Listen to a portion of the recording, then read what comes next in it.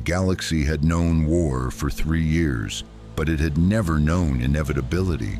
Coruscant's Senate chamber buzzed with the usual cacophony of 1,000 voices, arguing over military appropriations when the sky above the city planet split open. Not a hyperspace emergence, not a ship arrival. The very fabric of space tore like paper, revealing a swirling vortex of energy that registered on no known scanner. The breach pulsed with power that made force sensitives across the planet gasp in unison, their connection to the cosmic energy suddenly feeling like a candle before a sun. Through that impossible tier stepped Madara Uchiha. He descended slowly, arms crossed, his long black hair flowing despite the still air, red armor plates gleaming over black battle regalia that had never been designed for this galaxy. But it was his eyes that commanded attention.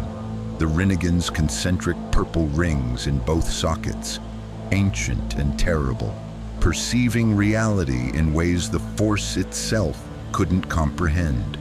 Behind him, the dimensional rift sealed with a sound like thunder, and Madara landed on an observation platform overlooking the Senate building with the casual grace of someone who had transcended mortality itself.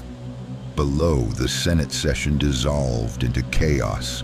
Alarms screamed across every district, clone trooper battalions mobilized, and in the Jedi Temple, Masters Yoda, Mace Windu, and Obi-Wan Kenobi felt the disturbance ripple through the Force like a stone dropped in still water. Except this stone was a meteor, and the water was existence itself. "What is that?" a senator screamed, pointing upward through the chamber's transparasteel dome at the armored figure, standing impossibly in the sky, without ship or jetpack. Madara surveyed the city planet beneath him, with the detached interest of a god examining an anthill. Trillions of lives stacked vertically in towers that pierced the clouds, speeders flowing through aerial highways like blood through veins, the hum of a civilization so vast it had consumed its entire world. It reminded him of the great Shinobi nations, but scaled up to absurdity and just as flawed. "So this is the Republic," Madara said, his voice carrying across kilometers through chakra amplification, until every being on Coruscant could hear him as clearly as if he stood beside them. A democracy drowning in its own corruption, waging war against separatists who are themselves puppets of hidden masters. How familiar. In the Senate chamber, Chancellor Palpatine rose from his pod, his kindly, elderly features arranged in concern, but his yellow Sith eyes, invisible to all but a select few, narrowed with genuine interest. This was not part of his plan. This entity radiated power that operated entirely outside the Force, and Darth Sidious, who had spent decades orchestrating the galaxy's fate, suddenly felt the uncomfortable sensation of an unknown variable entering his carefully balanced equation. "Citizens of Coruscant," Palpatine announced with practiced gravitas, "remain calm. This is clearly some sort of separatist." "Silence, puppet." Madara's interruption cut through the Chancellor's words like a blade. And suddenly his Rinnegan focused directly on Palpatine's position kilometers away. "I see you, Sith Lord. The darkness you carry, the strings you pull on both sides of this pathetic conflict. Did you think your deceptions would hide from these eyes?" The Senate chamber fell deathly silent. Palpatine's expression flickered just for a moment before reasserting his mask of confusion. "I don't know what this terrorist means." "Your name is Darth Sidious," Madara stated with absolute certainty, the Rinnegan's soul-piercing vision revealing truths that even the Force struggled to hide. "You orchestrated this clone wars to consolidate power, to transform this republic into an empire under your rule, to eliminate the Jedi through betrayal coded into your clone army. Your apprentice is Count Dooku, and you plan to replace him with the one called Skywalker. He tilted his head slightly. A competent scheme for someone working with such limited power, but ultimately irrelevant. Across Coruscant, billions of beings processed what they'd just heard. In the Jedi Temple, masters exchanged shocked glances. Could this stranger's claims be true? In Separatist space, Count Dooku stood frozen before a hologram transmission, his careful political facade cracking. And in the Senate chamber itself, Palpatine's expression shifted from benign confusion to cold calculation. The trap had been sprung by someone who wasn't supposed to exist. "I am Madara Uchiha," the Conqueror announced to the galaxy, his voice carrying through every HoloNet channel as his chakra hijacked communication systems across thousands of light years. "I have witnessed the Shinobi world tear itself apart through endless cycles of hatred and war. I achieved power beyond mortality to end that cycle, and now I find a galaxy repeating the same foolish pattern on a scale that would be impressive if it weren't so pathetic." Clone trooper gunships were launching from military platforms, their weapons trained on the floating figure. Republic cruisers in orbit adjusted positions, turbo lasers charging, but Madara paid them no more attention than a man might pay to gathering ants. "Your Republic is corrupt, your Separatists are manipulated, your Jedi are blind, and your Sith are children playing with power they barely comprehend. Both sides of this war serve a conflict that benefits only those who profit from death." His Rinnegan flared with power. "I have come to end this. Not through negotiation or politics, but through absolute power and undeniable truth. I will unite this galaxy under eternal peace, whether you accept it willingly or not." "Open fire!" The order came from a dozen Republic commanders simultaneously. Turbo laser bolts converged on Madara's position, green lances of energy capable of vaporizing starfighters and punching through capital ship armor.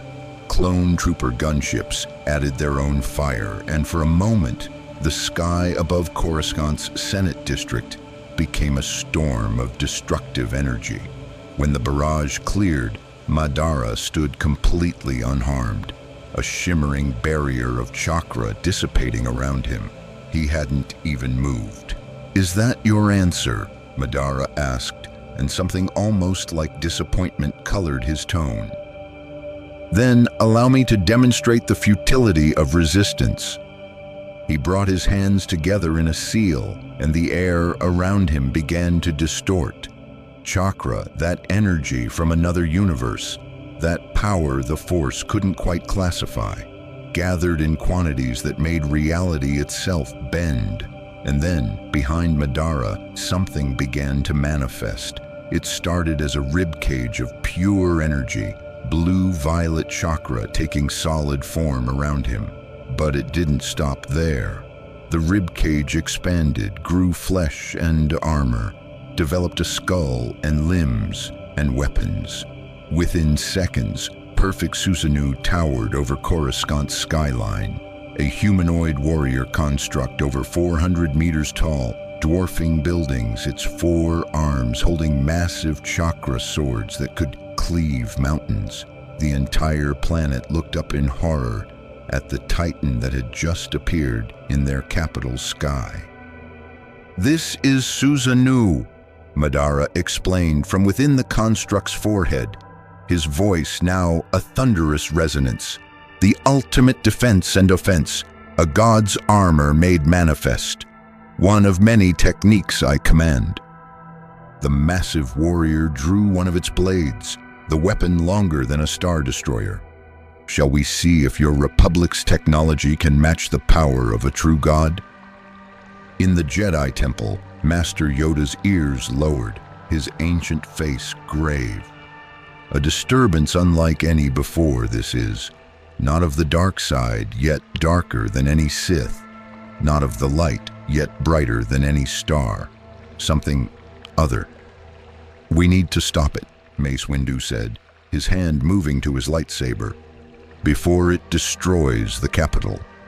"No," Obi-Wan interjected, his tactical mind recognizing the demonstration for what it was. "This isn't an attack. This is an announcement. He wants us to see what we're facing."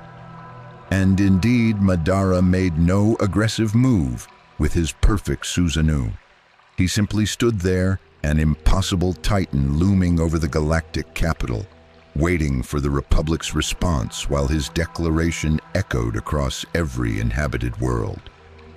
"I am Madara Uchiha, and I have come to conquer your galaxy, not for wealth, not for glory, but to end the endless cycle of hatred that consumes you. You will have one opportunity to surrender and accept the peace I offer. Refuse, and I will take what I've claimed through absolute power. The choice is yours, but know that your choice changes nothing. Your fate was sealed the moment I arrived." Perfect Susanoo's four arms spread wide, its chakra swords catching Coruscant's sun and reflecting light across the city planet like a second dawn. A third faction had just entered the Clone Wars, one that viewed both Republic and Separatist as equally beneath notice, one that operated with power that transcended the Force itself. The galaxy had known war for 3 years. Now it would learn the difference between war and conquest. If you want to see more characters enter the Star Wars galaxy, hit that subscribe button and drop the name of a character you'd want to see in the comments below. May the Force be with you. The Jedi Council chamber had never felt so inadequate. 12 of the Order's wisest masters sat in a circle designed for contemplation and measured debate. But the holographic projection dominating their center showed something that made contemplation feel like a luxury they no longer possessed. Perfect Susanoo still stood over the Senate District, a 400-meter titan of impossible energy that defied every principle the Jedi understood about the Force.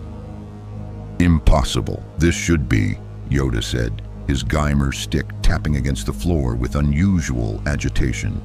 "The Force, all life connects, yet this being, adjacent to the Force he is, not within it.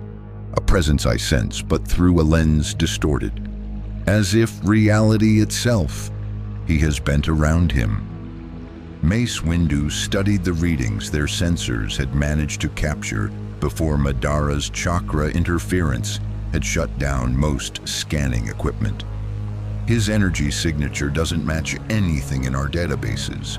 Not Sith alchemy, not ancient Force techniques, not even the dark side abominations from the old wars. This is something entirely foreign to our galaxy." "And yet he knew," Obi-Wan added grimly. He identified Chancellor Palpatine as Darth Sidious instantly from kilometers away through deceptions that have fooled the entire Jedi Order for over a decade. Either he possesses reconnaissance abilities beyond our comprehension, or those eyes of his see truth that even the Force cannot hide. Ki Adimundi finished. The implications are disturbing.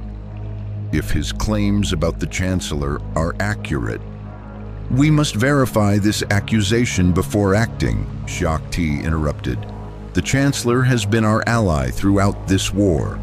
To turn on him based on an invader's words would be precisely what I would expect from Jedi." A new voice cut through their discussion, and every master's lightsaber was instantly in hand as Madara Uchiha materialized in the center of their chamber. Not through the door, not through the Force, he simply appeared, space folding around him as his Rinnegan manipulated dimensions with casual ease. "Peace," Madara said, though he made no gesture of surrender or supplication. He stood with arms crossed, examining each Jedi Master with eyes that saw far more than physical form. "I come for discussion, not combat, though if you insist on the latter, I should warn you, it will not end well for this temple." Mace Windu's purple lightsaber hummed mere centimeters from Madara's throat, but the Uchiha didn't even glance at it. "You invade our sacred chamber, threaten our republic, and expect us to engage in civil discourse." "Your sacred chamber," Madara replied calmly, "is built on principles you claim to uphold but constantly compromise. Your republic is an illusion maintained through denial, and your threats," his Sharingan flashed red for just a moment, 3 tomoes spinning in each eye before returning to Rinnegan purple, "are meaningless to one who has transcended death itself." Yoda struck his stick against the floor with finality. Bold words from an intruder who understands not the Force nor our ways. "Leave now, or removed you will be." "The Force?" Madara's expression showed something almost like amusement. "I've been observing it since I arrived. It's a crude form of chakra manipulation, natural energy entangled with life force, flowing through all living things. Your Jedi barely scratch the surface of its potential, binding yourselves with emotional restrictions that cripple your growth, and your Sith dive into hatred without discipline, becoming slaves to the very power they claim to master." He took a step forward, and despite Mace Windu's blade being at his throat, the Jedi Master found himself unconsciously giving ground.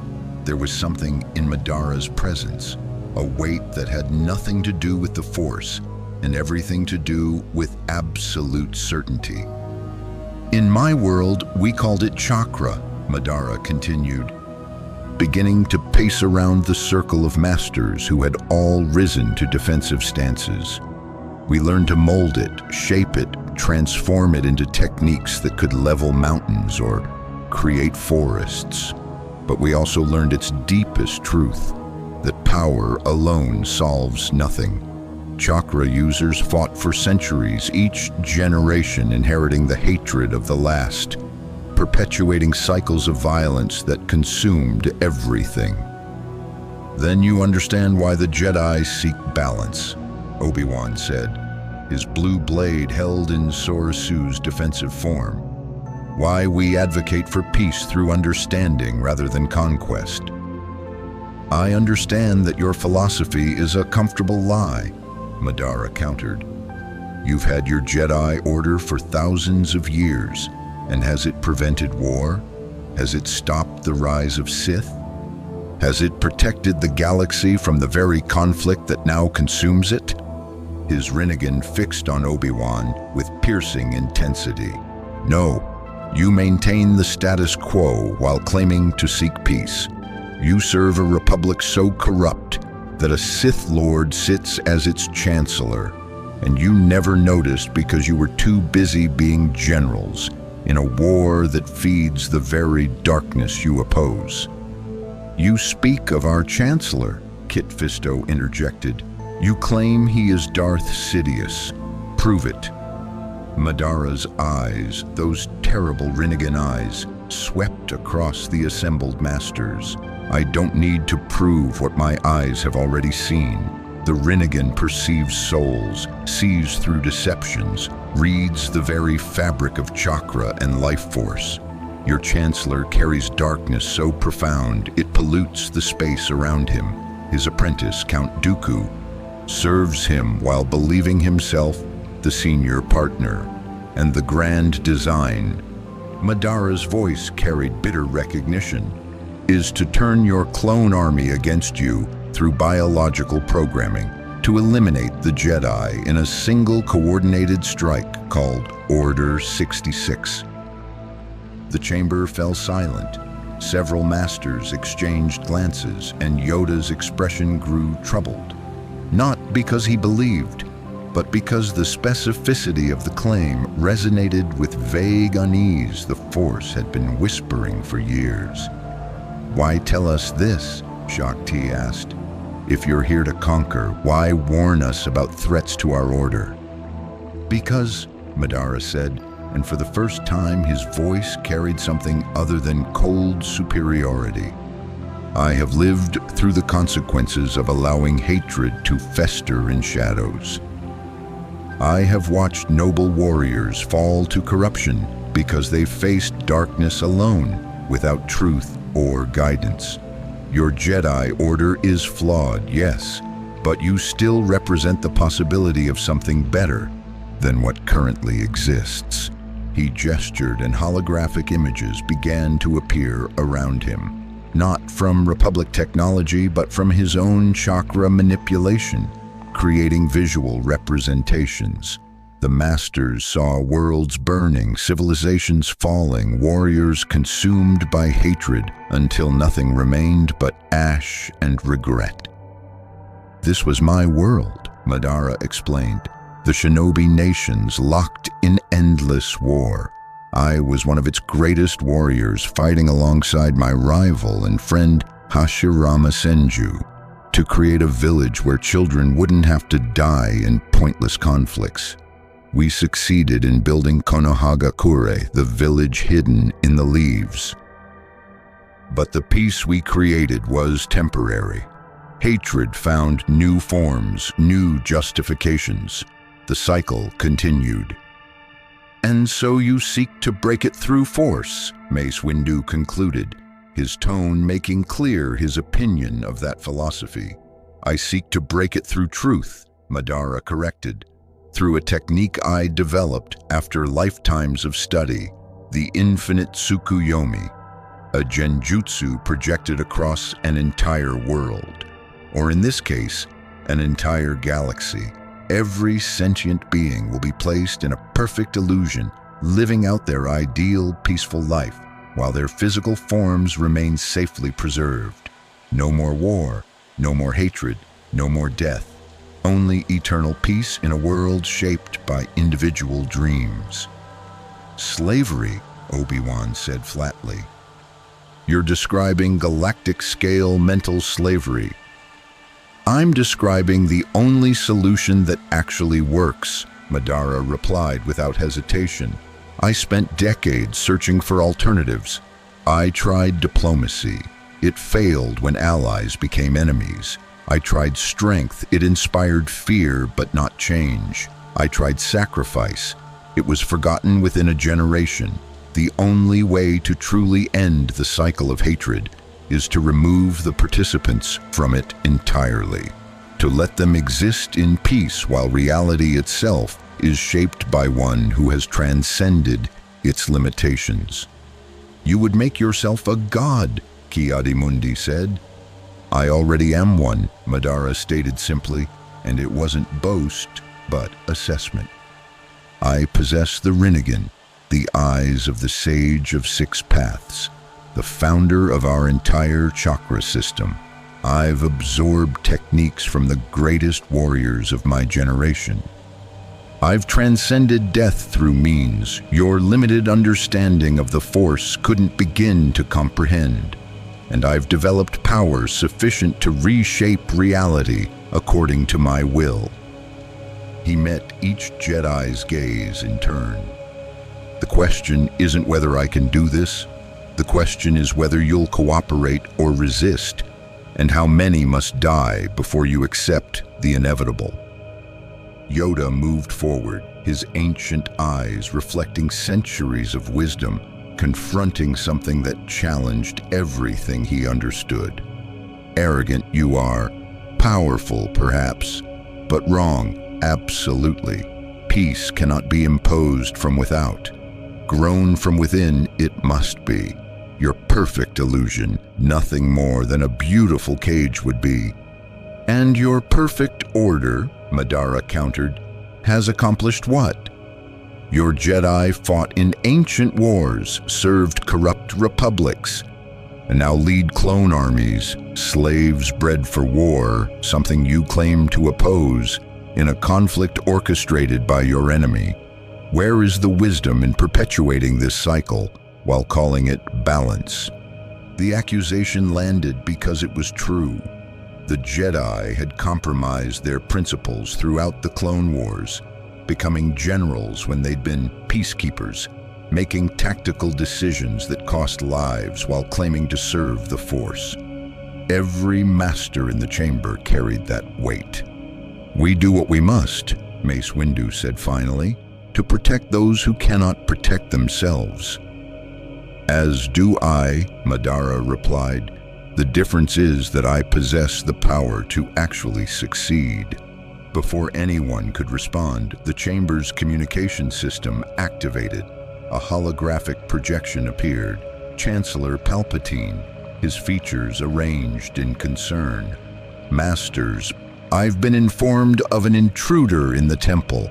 I'm dispatching additional clone security to—" "That won't be necessary, Chancellor," Madara interrupted, turning to face the hologram with unmistakable contempt. "Tell me, Darth Sidious, does it amuse you to play both sides? To send your apprentice Dooku to lead the Separatists while you guide the Republic? It's an elegant scheme, I'll grant you, but ultimately it suffers from a fatal flaw." Palpatine's expression didn't change, but his silence spoke volumes.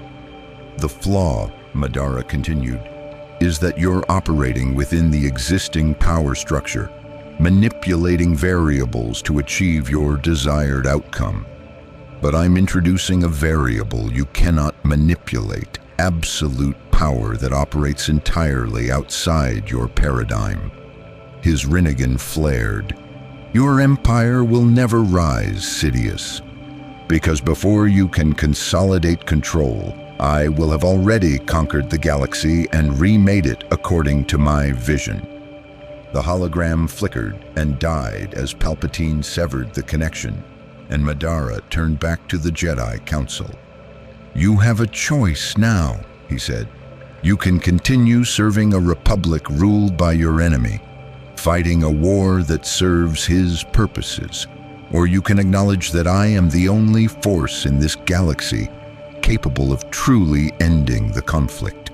Join me, and I will preserve your order within my new empire. Resist, and you will be classified as obstacles to be removed."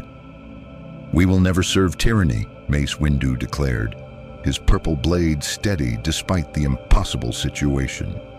"Then we are enemies," Madara said without emotion. "A pity. I had hoped the legendary Jedi wisdom would transcend pride." He began to fade, space folding around him as he prepared to depart the same way he'd arrived. "You have 1 week to reconsider. After that, I begin my conquest in earnest. Pray to your force that you make the right choice." He vanished, leaving 12 Jedi Masters standing in stunned silence. "Believe him, we cannot," Yoda said finally. "Yet deny what we felt, we also cannot. Power beyond our understanding he possesses, and truth in his words about the Chancellor. Troubling that is." "We need to investigate Palpatine," Obi-Wan said. "Carefully, discreetly, but immediately, if there's even a chance. And we need to prepare for war," Mace added. "Not the Clone Wars we've been fighting, but something else entirely.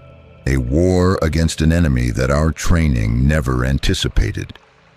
Outside the temple, across Coruscant's surface, perfect Susanoo remained standing, a monument to power the galaxy had never faced before.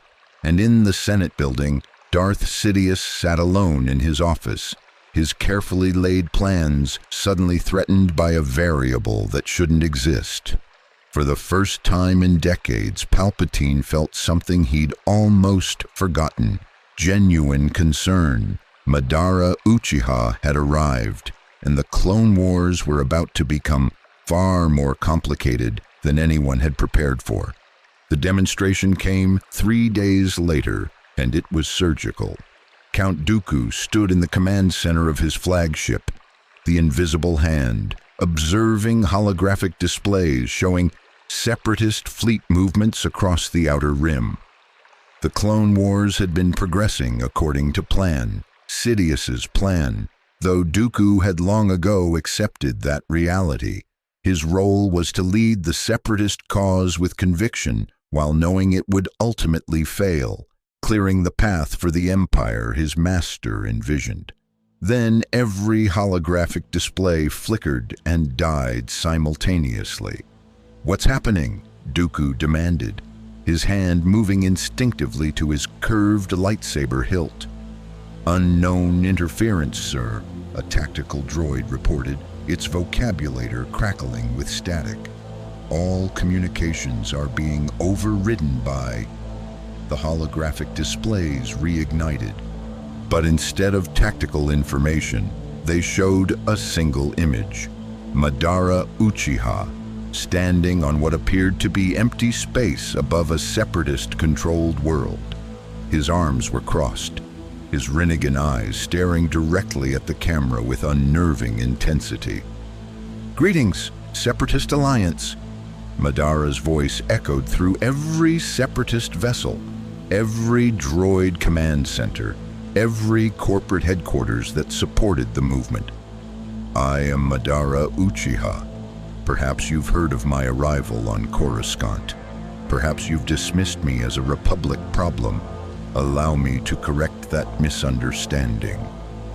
General Grievous materialized beside Dooku, his mechanical breathing labored with what might have been anticipation. Finally, a worthy opponent. This Madara thinks himself superior to... "Silence!" Dooku commanded, his force senses screaming warnings. Something was very, very wrong. On the holographic display, Madara raised one hand, fingers spread. "I will now demonstrate why resistance to my conquest is futile. I have selected 12 Separatist worlds at random. Industrial centers, military installations, corporate headquarters. Watch carefully." The display split into 12 smaller screens, each showing a different Separatist-controlled planet. Droids patrolled streets. Battle stations maintained defensive positions. Everything appeared normal. Then Madara closed his hand into a fist. On all 12 worlds simultaneously, invisible forces struck. Battle droids collapsed mid-step, their circuits shorting out despite no visible attack. Defense platforms exploded from within. Massive capital ships in orbit suddenly listed and died. Their power cores failing for no reason, scanners could detect. Within 30 seconds, 12 Separatist strongholds had gone completely dark. "What you've just witnessed," Madara explained calmly, "was the work of my limbo clones, shadows that exist in a dimension parallel to your reality. They are invisible, intangible to your technology and Force users alike, and absolutely loyal. While you watched this broadcast, 4 of them infiltrated your most secure facilities and disabled them without a single being detecting their presence."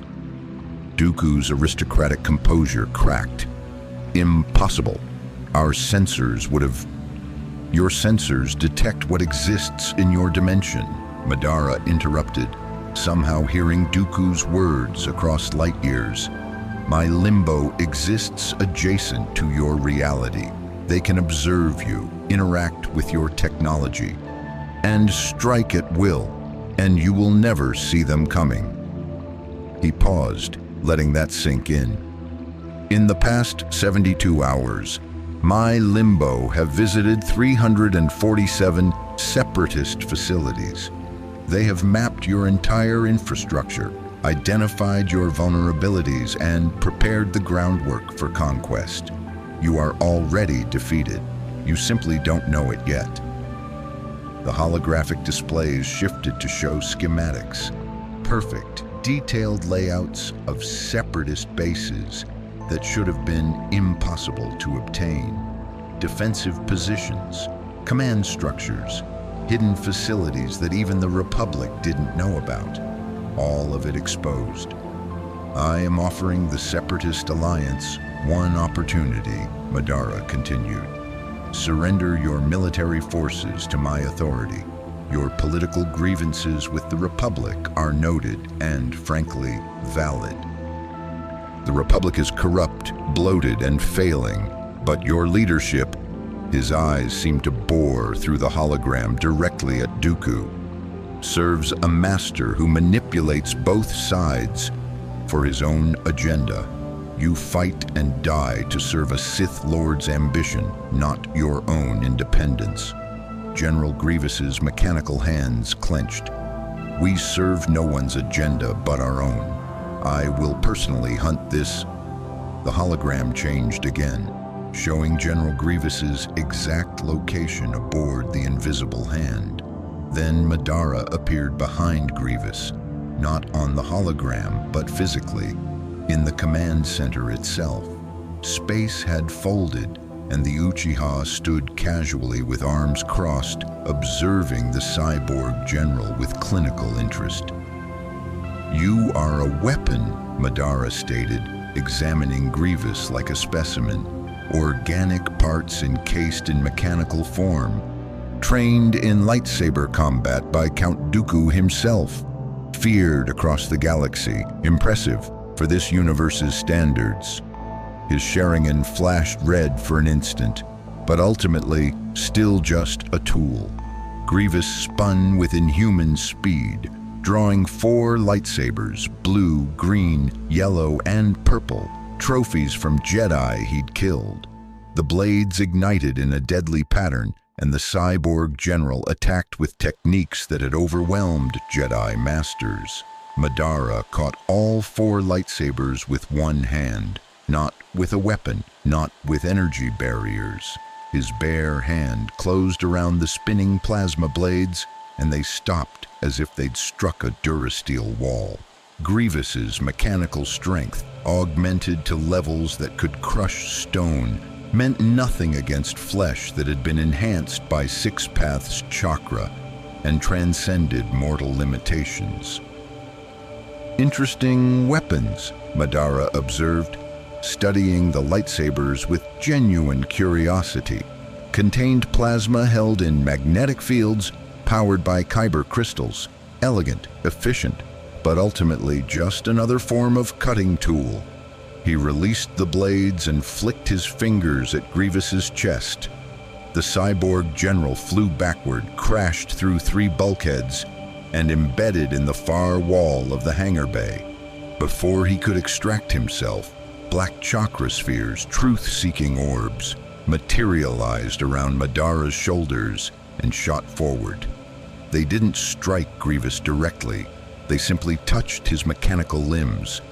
The metal disintegrated on contact. Legs, arms, torso, plating, all of it crumbled to atomic dust, leaving only Grievous's organic brain and heart suspended in the air for one horrible moment before Madara's chakra caught them gently, preserving the cyborg's life while demonstrating absolute dominance. You are now a prisoner, Madara informed the helpless Grievous. Consider yourself fortunate.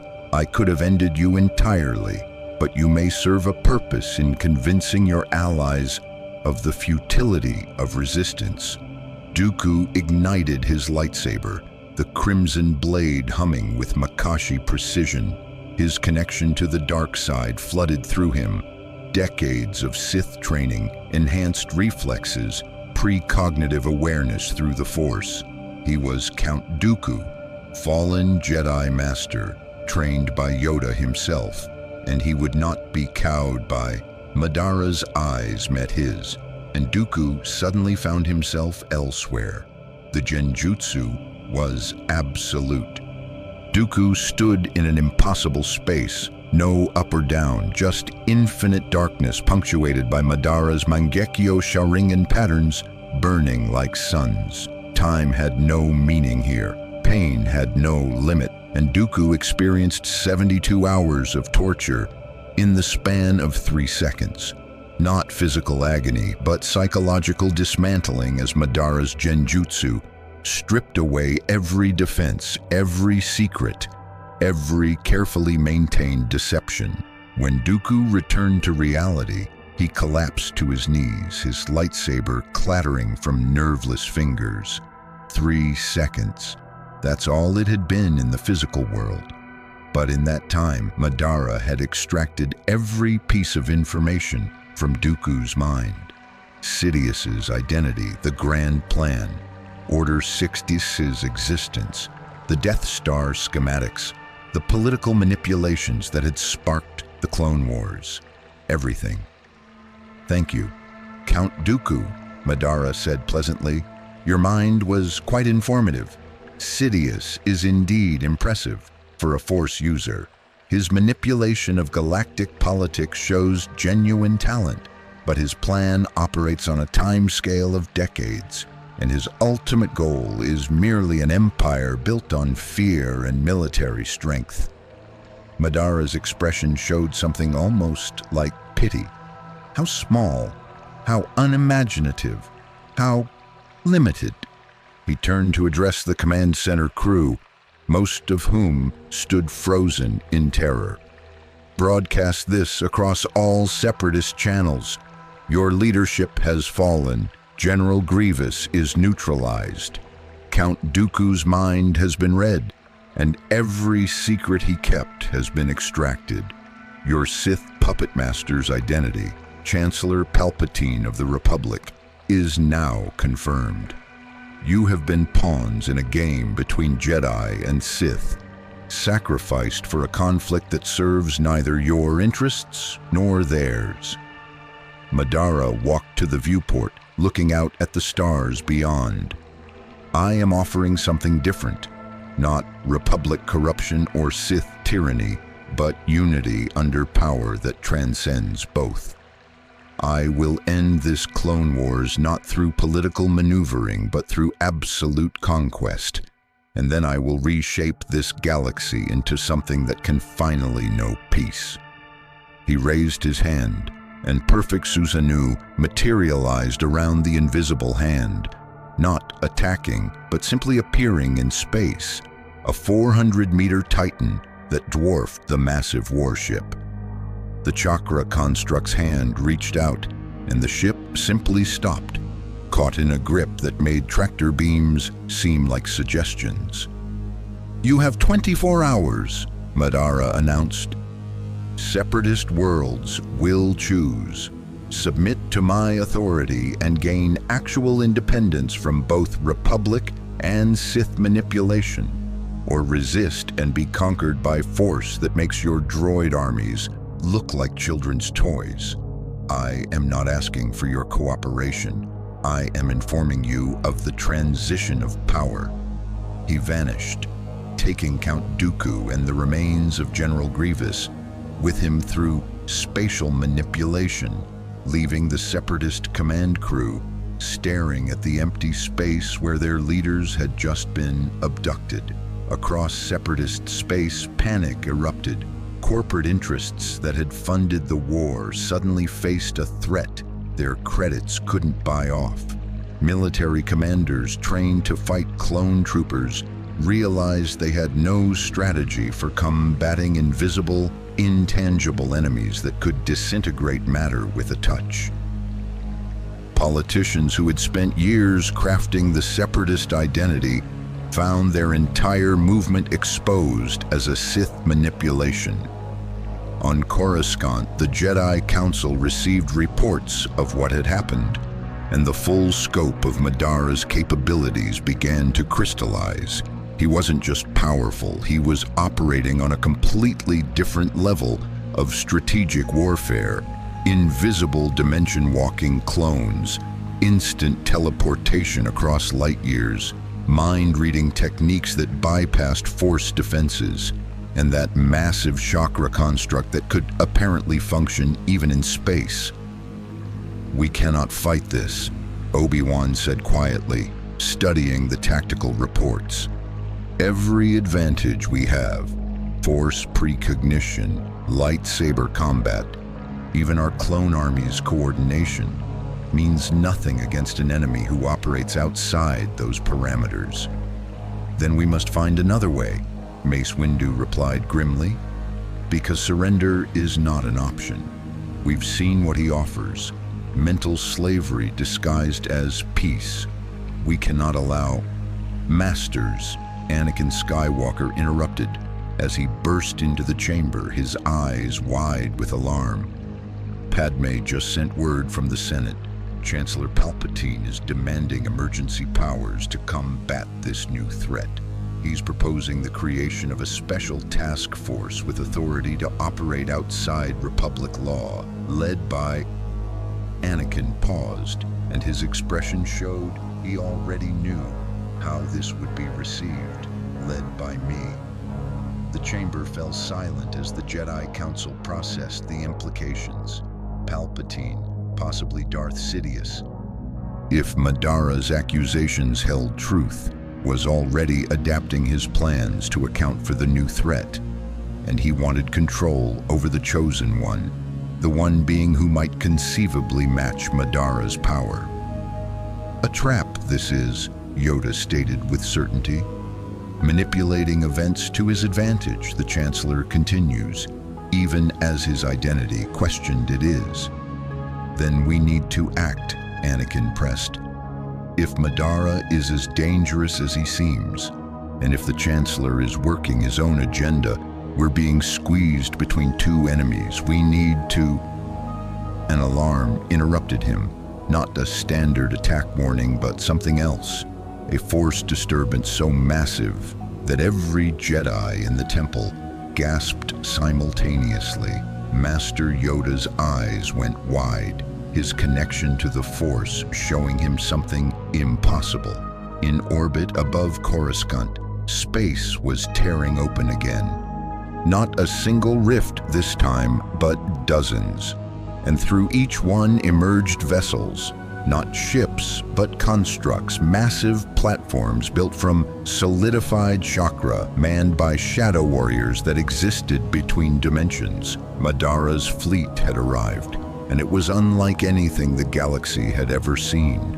No metal hulls vulnerable to turbo lasers, no crew that needed life support, just pure energy given form, controlled by a being who had conquered death itself, and now turned his ambition toward conquering a galaxy.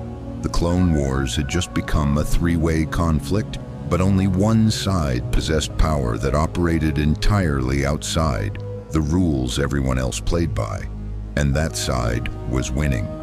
Anakin Skywalker stood alone in the Jedi Temple's meditation chamber, but he couldn't find the peace such places were designed to cultivate. His mind raced with scenarios, each more dire than the last. The Chosen One, prophesied to bring balance to the Force, now faced a being who operated entirely outside the Force's paradigm. "You're troubled, young Skywalker." Anakin's lightsaber was in his hand and ignited before he'd consciously decided to move, the blue blade humming defensively as he spun toward the voice. Madara Uchiha sat cross-legged on the meditation platform, having appeared without triggering any alarms, disturbing any sensors, or creating the slightest ripple in the Force. "How did you..." "The Temple's defenses are designed to detect Force users and physical intrusion," Madara interrupted calmly. "I am neither entering through conventional means nor utilizing your Force. I simply folded space to arrive here. Your defenses never had a chance to register my presence." He gestured to the empty space across from him. "Sit. I wish to understand the one they call the Chosen One." "I don't take orders from conquerors," Anakin replied, his blade steady despite the racing of his heart. It wasn't an order, it was an invitation. Madara's Rinnegan studied Anakin with unnerving intensity. But if you prefer to fight, I will oblige you.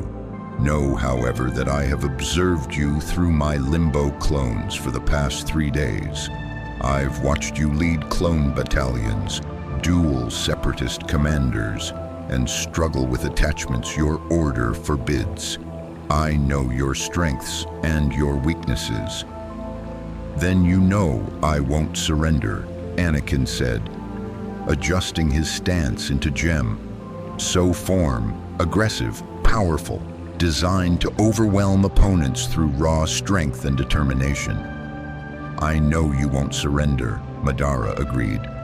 But I wonder if you even understand what you're fighting for. He stood with fluid grace, making no move to draw a weapon. The Jedi tell you that you're the chosen one, destined to bring balance to the Force. But what does that mean, Skywalker? Balance between light and dark? Or balance by eliminating one side? And which side does prophecy demand you eliminate? The question struck deeper than Anakin wanted to admit. He'd asked himself the same thing countless times, especially as the war dragged on and the Jedi's role as generals seemed increasingly at odds with their stated purpose as peacekeepers. Balance means protecting the innocent, Anakin said finally. Stopping the Sith, ending the war. That's what I'm fighting for. Noble words, Madara replied. I once said similar things. I fought to protect my comrades, to create a village where children wouldn't die in pointless conflicts, to end the cycle of hatred that consumed my world. His expression darkened with ancient pain. And I failed. Every attempt at peace through conventional means crumbled within a generation. Every alliance eventually betrayed. Every sacrifice ultimately meaningless as new conflicts arose from the ashes of old ones. So you gave up, Anakin accused, decided that if you couldn't create peace, you'd force it on everyone. I evolved, Madara corrected. I recognize that peace cannot exist while individuals retain the capacity to choose hatred over harmony. Free will, Skywalker, that's the root of all conflict. Give beings the freedom to choose, and they will inevitably choose violence when it serves their interests. The only way to end the cycle is to remove the choice entirely. That's not peace, Anakin argued, his anger rising. That's tyranny. That's everything the Jedi oppose. Is it? Madara's challenge hung in the air. Tell me, Chosen One, how many clone troopers have died under your command? How many beings have you killed in this war? How many worlds have burned while the Jedi Council debated the moral implications of their actions? He took a step closer, and Anakin found himself not attacking, held by the weight of the questions. You serve a republic led by a Sith Lord. You fight alongside an army of slaves bred for war. You claim to seek peace while practicing violence daily. Where is the Jedi wisdom in that? We do what we must, Anakin said, but the words felt hollow even as he spoke them. As do I, Madara replied. The difference is that I possess the power to actually achieve my goals. He raised his hand, and suddenly the meditation chamber's walls became transparent, showing the galaxy beyond. Worlds at war, fleets clashing, beings dying by the millions. The Clone Wars will consume this galaxy whether I intervene or not. Sidious will build his empire. The Jedi will fall, and the cycle will continue for another generation until something else breaks and the pattern repeats. You can't know that, Anakin protested. But I do. Madara's Rinnegan flared with power. These eyes see probability, read the flow of causality, perceive futures branching from present choices. I have watched the timeline where Sidious succeeds, where you fall to darkness, where you become his enforcer, where you hunt down and kill the Jedi, including younglings, where you lose everything that matters to you in service to a master who cares nothing for your suffering. Anakin's blood ran cold. That's a lie. I would never... You already walk that path, Madara interrupted. I see the fear in you, fear of losing those you love, fear of failing in your duty, fear that the Jedi Council doesn't trust you despite your power and accomplishments. That fear will lead to anger. Anger will lead to desperation, and desperation will lead you to make a choice that destroys everything you've fought to protect. No, Anakin said, but uncertainty crept into his voice, because hadn't he felt exactly what Madara described? Hadn't he been having nightmares about Padme dying? Hadn't he resented the Council's refusal to grant him the rank of Master despite his service? I'm offering you an alternative, Madara said. Join me, not as a servant, but as a partner in creating true peace. Your power combined with mine could reshape this galaxy in a single generation. No more war, no more Sith manipulation, no more Jedi restrictions on emotional bonds. Just peace, eternal, perfect, absolute. Peace through slavery, Anakin shot back. Peace through taking away everyone's freedom to choose their own path. Freedom to choose suffering, Madara challenged. Freedom to perpetuate cycles of hatred. Freedom to make mistakes that cost billions of lives. What is that freedom worth, Skywalker? I have lived for generations. I have seen what beings do with their freedom. They squander it, weaponize it, use it to justify atrocities. Your freedom is the luxury of those who haven't yet paid the full price for their choices. Before Anakin could respond, the chamber doors burst open. Obi-Wan Kenobi rushed in, his lightsaber ignited, Mace Windu and 3 other Jedi Masters behind him. Anakin, get away from him, Obi-Wan commanded. Madara didn't even glance at the new arrivals. And here we see the Jedi way. Interrupt dialogue with threats of violence, then claim the moral high ground. You fear what I might say to your chosen one because you know your philosophy stands on foundations of sand. We fear nothing from you, Mace Windu declared, his purple blade held in Vapad's aggressive stance. You're under arrest for invasion of the temple and acts of war against the Republic. Arrest? Madara finally turned to face the Jedi Masters, and something like amusement colored his tone. By what authority? Your Republic is led by a Sith Lord. Your order serves as generals in a war orchestrated by that same Sith. You have no authority here, only the illusion of it. Then we'll settle this the old way, Mace said, through combat. If you're as powerful as you claim, prove it against 5 Jedi Masters. Very well. Madara's Rinnegan shifted back to the red of his Mangekyou Sharingan, 3 tomoe spinning in each eye.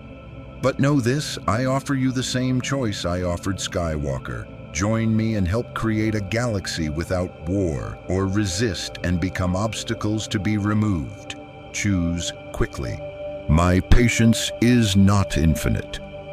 The 5 Jedi Masters attacked simultaneously, a coordinated assault that had been practiced for exactly such situations.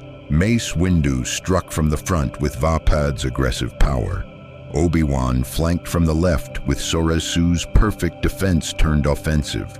Kit Fisto and Ajin Kolar attacked from the right, and Saesee Teen Force pushed from behind to disrupt Madara's balance. Madara didn't move. His eyes tracked each attack with Sharingan precognition, but his body remained perfectly still. The lightsabers passed through him harmlessly, as if he were a hologram. Intangibility. Madara explained calmly, his form solidifying after the attacks missed. "Another gift of the Mangekyo Sharingan. I can shift parts or all of my body into the Kamui dimension, becoming untouchable. Your weapons are formidable against physical opponents, but they require physical contact. I can simply choose not to be present in the same dimension as your strikes." He thrust his hand forward and suddenly wooden constructs, massive roots and branches, erupted from the floor itself. Wood release, the legendary technique of Hashirama Senju, now wielded by Madara through stolen genetic material.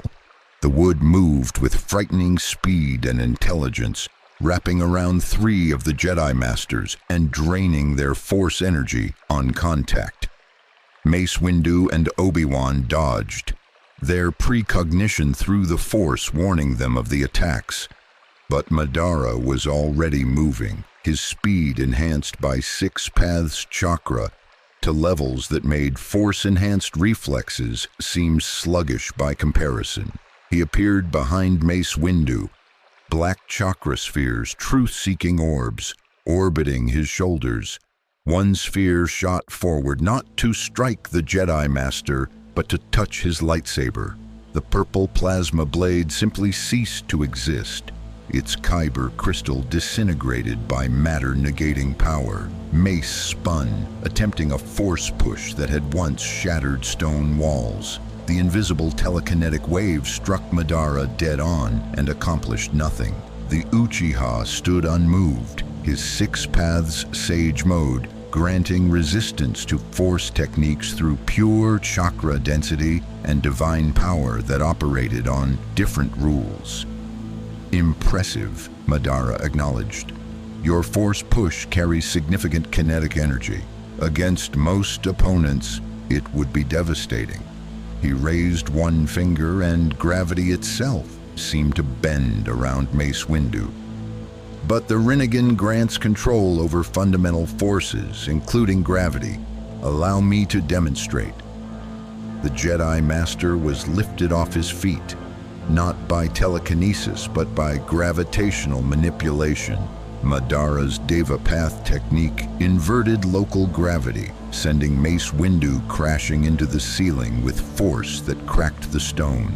Before the Master could recover, additional gravity pressed him back down into the floor, creating a small crater. Not killed, Madara had pulled the strike, but decisively defeated. Obi-Wan attacked from behind, his form perfect, his technique flawless.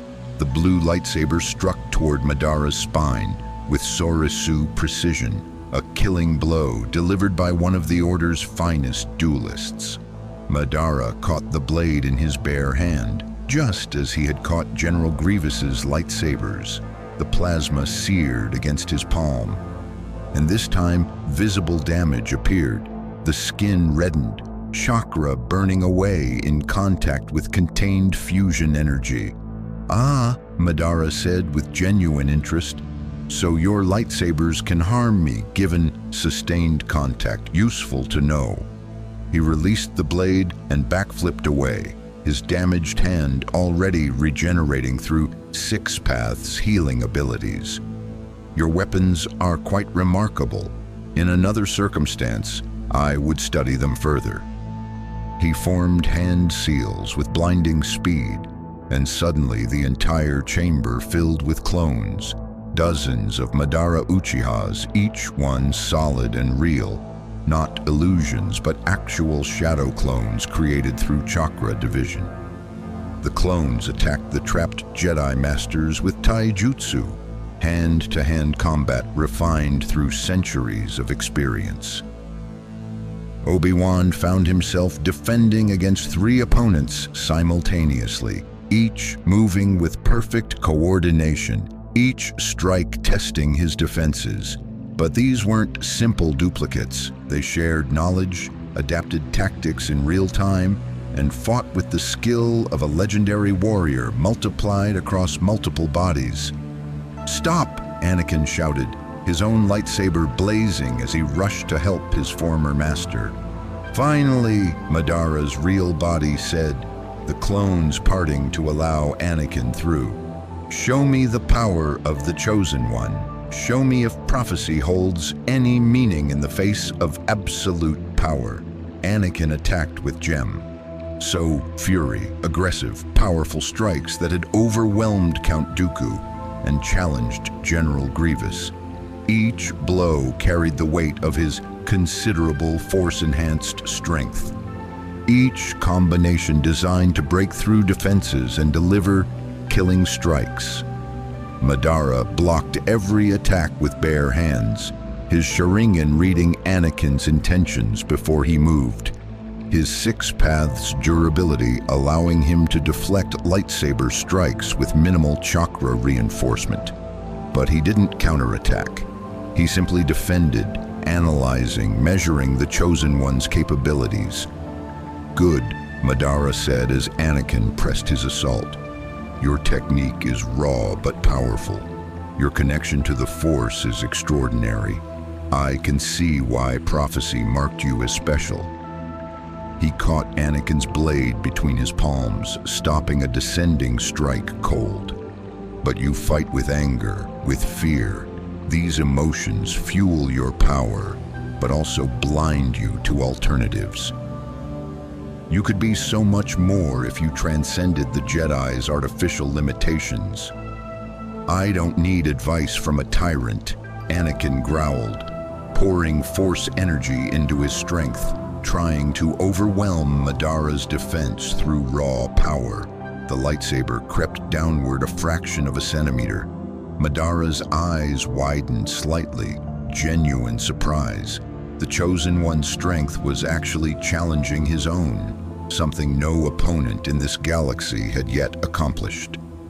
Remarkable, Madara said. Perhaps you do have potential to match me, given time and proper training. Very well, I will show you a fraction of my true power. Consider this a lesson in the difference between potential and actualized strength. His eyes shifted from Sharingan back to Rinnegan, and the air itself began to distort. Gravitational forces multiplied around Anakin, not crushing him, but simply making movement impossible. The Chosen One found himself frozen, suspended by forces that the Force itself couldn't counter, because they operated on physical principles beyond its typical influence. Universal pull, Madara stated, and Anakin was yanked forward, his lightsaber torn from his grip by irresistible gravitational attraction. The weapon flew into Madara's hand, and the Uchiha examined it with clinical interest. This belonged to your father, if I'm not mistaken, and before him, you used it yourself, a symbol of your Jedi identity, your connection to a legacy of warriors who fought for what they believed was right. He reversed his grip and offered the lightsaber back to Anakin, releasing the gravitational hold. Take it. Our demonstration is complete. You are not ready to face me. None of you are. But you have potential, Skywalker. The question is whether that potential will be wasted serving a corrupt republic and a dying order, or utilized to actually save this galaxy from itself. Anakin reclaimed his weapon, breathing hard, humiliation warring with reluctant respect. He'd fought Sith Lords, battle droids, and countless enemies, but nothing like this. Madara had defeated 5 Jedi Masters and the Chosen One without sustaining meaningful injury, without using what he clearly considered his full power, and without killing anyone. Why? Anakin asked. If you're so powerful, why not just kill us and be done with it? Because I am not a monster, Madara replied simply. I am a warrior who has seen too much death, lived too long with the consequences of violence. I don't want to kill you, Skywalker. I want you to understand that the path you're on leads only to tragedy, for you, for those you love, for the galaxy itself. I offer an alternative, peace through my infinite Tsukuyomi, unity under power that transcends petty conflicts between light and dark. He began to fade, space folding around him as he prepared to depart. You have 5 days remaining. Then my conquest begins in earnest. Separatist worlds are already falling, not through violence, but through the simple demonstration that resistance is futile. The Republic will follow, and the Jedi Order will make its choice. Join the new empire and help shape it toward wisdom, or resist and be classified as obstacles to peace. We will never submit, Obi-Wan declared, helping Mace Windu to his feet. Then you will fall, Madara said without emotion. But know this, when you do fall, when your order is broken and your republic is ashes, remember that I offered you the chance to be part of something better. Remember that your pride chose suffering over peace. He vanished, leaving 7 Jedi standing in a ruined meditation chamber, facing the uncomfortable truth that they had just been utterly outclassed by an enemy they didn't know how to fight. Report to the council, Mace Windu ordered, his voice strained. We need a new strategy because whatever we've been doing isn't working. Anakin stood silent, Madara's words echoing in his mind. Visions of falling to darkness, warnings about losing those he loved, offers of power without restriction, and underneath it all, the terrible suspicion that perhaps, just perhaps, the Conqueror understood something about peace that the Jedi had missed. The Clone Wars had become far more complicated than Republic versus Separatist. Now it was Republic, Separatist, and an unstoppable force that viewed both as equally beneath notice. In the shadowed chambers of the Senate building, where no recording devices functioned and the Force itself seemed muted by ancient Sith alchemy, Darth Sidious stood before a holographic projection of his apprentice. Count Dooku's image flickered with interference, Madara's chakra still disrupting communications even after his departure from the invisible hand. Master, Dooku said, his usual composure shattered. He extracted everything, every plan, every contingency, every secret we've cultivated for decades. He knows about Order 66. He knows about the Death Star. He knows about me, Sidious finished, his voice carrying none of his Chancellor Palpatine persona's warmth. Here, in darkness, he was pure Sith, and for the first time in years, he felt something approaching genuine concern. Yes, I sensed the violation of your mind. The technique he used operates outside the Force entirely. Fascinating, disturbing, but ultimately manageable. Manageable? Dooku's hologram showed naked disbelief. Master, he defeated me without effort. His power transcends anything we've encountered. The Jedi cannot stop him, our military cannot touch him. And now he moves against both Republic and Separatist with equal contempt. How is this manageable? Sidious's yellow eyes gleamed with calculation, because power without political foundation is merely destruction. He can conquer worlds, yes, but can he govern them? Can he navigate the complexities of galactic economics, species relations, corporate interests? Can he maintain control over trillions of beings across thousands of systems? The Sith Lord's smile was predatory. Madara Uchiha is powerful, but he is also isolated. He has no allies, no support structure, no understanding of this galaxy's intricate web of interdependencies. He is a weapon without a wielder, dangerous but ultimately limited. And if he simply imposes his infinite Tsukuyomi, Dooku challenged, he claims it will trap every sentient being in mental illusions. If true, governance becomes irrelevant. He won't rule the galaxy, he'll imprison it. Sidious was silent for a long moment, his mind racing through scenarios. The infinite Tsukuyomi represented something he hadn't anticipated. Not conquest through military force or political maneuvering, but reality manipulation on a scale that made even Sith sorcery seem quaint. If Madara succeeded in implementing such a technique, the careful balance Sidious had cultivated would mean nothing. Then we must ensure he fails, Sidious said finally. Or better, we must ensure he becomes our tool rather than our destroyer. Master, Madara seeks peace, does he not? An end to conflict through absolute control. This is fundamentally a Sith philosophy. Peace through imposed order, harmony through superior will. He simply takes it to its logical extreme. Sidious's fingers steepled before his concealed face. What if we offer him what he wants? What if we propose an alliance? His power combined with my political infrastructure, creating an empire that spans not just this galaxy, but potentially others. Dooku's expression showed he understood the game. You would manipulate him as you've manipulated everyone else.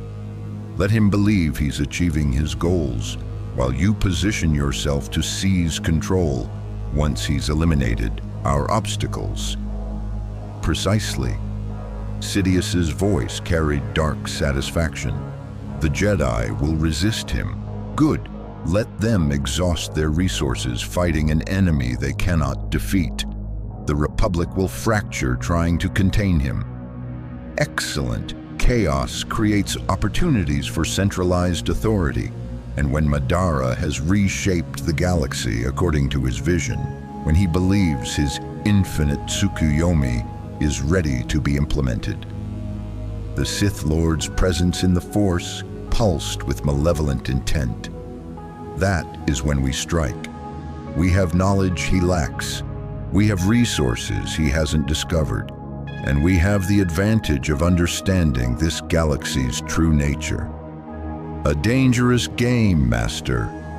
If we miscalculate, we will not miscalculate, Sidious interrupted.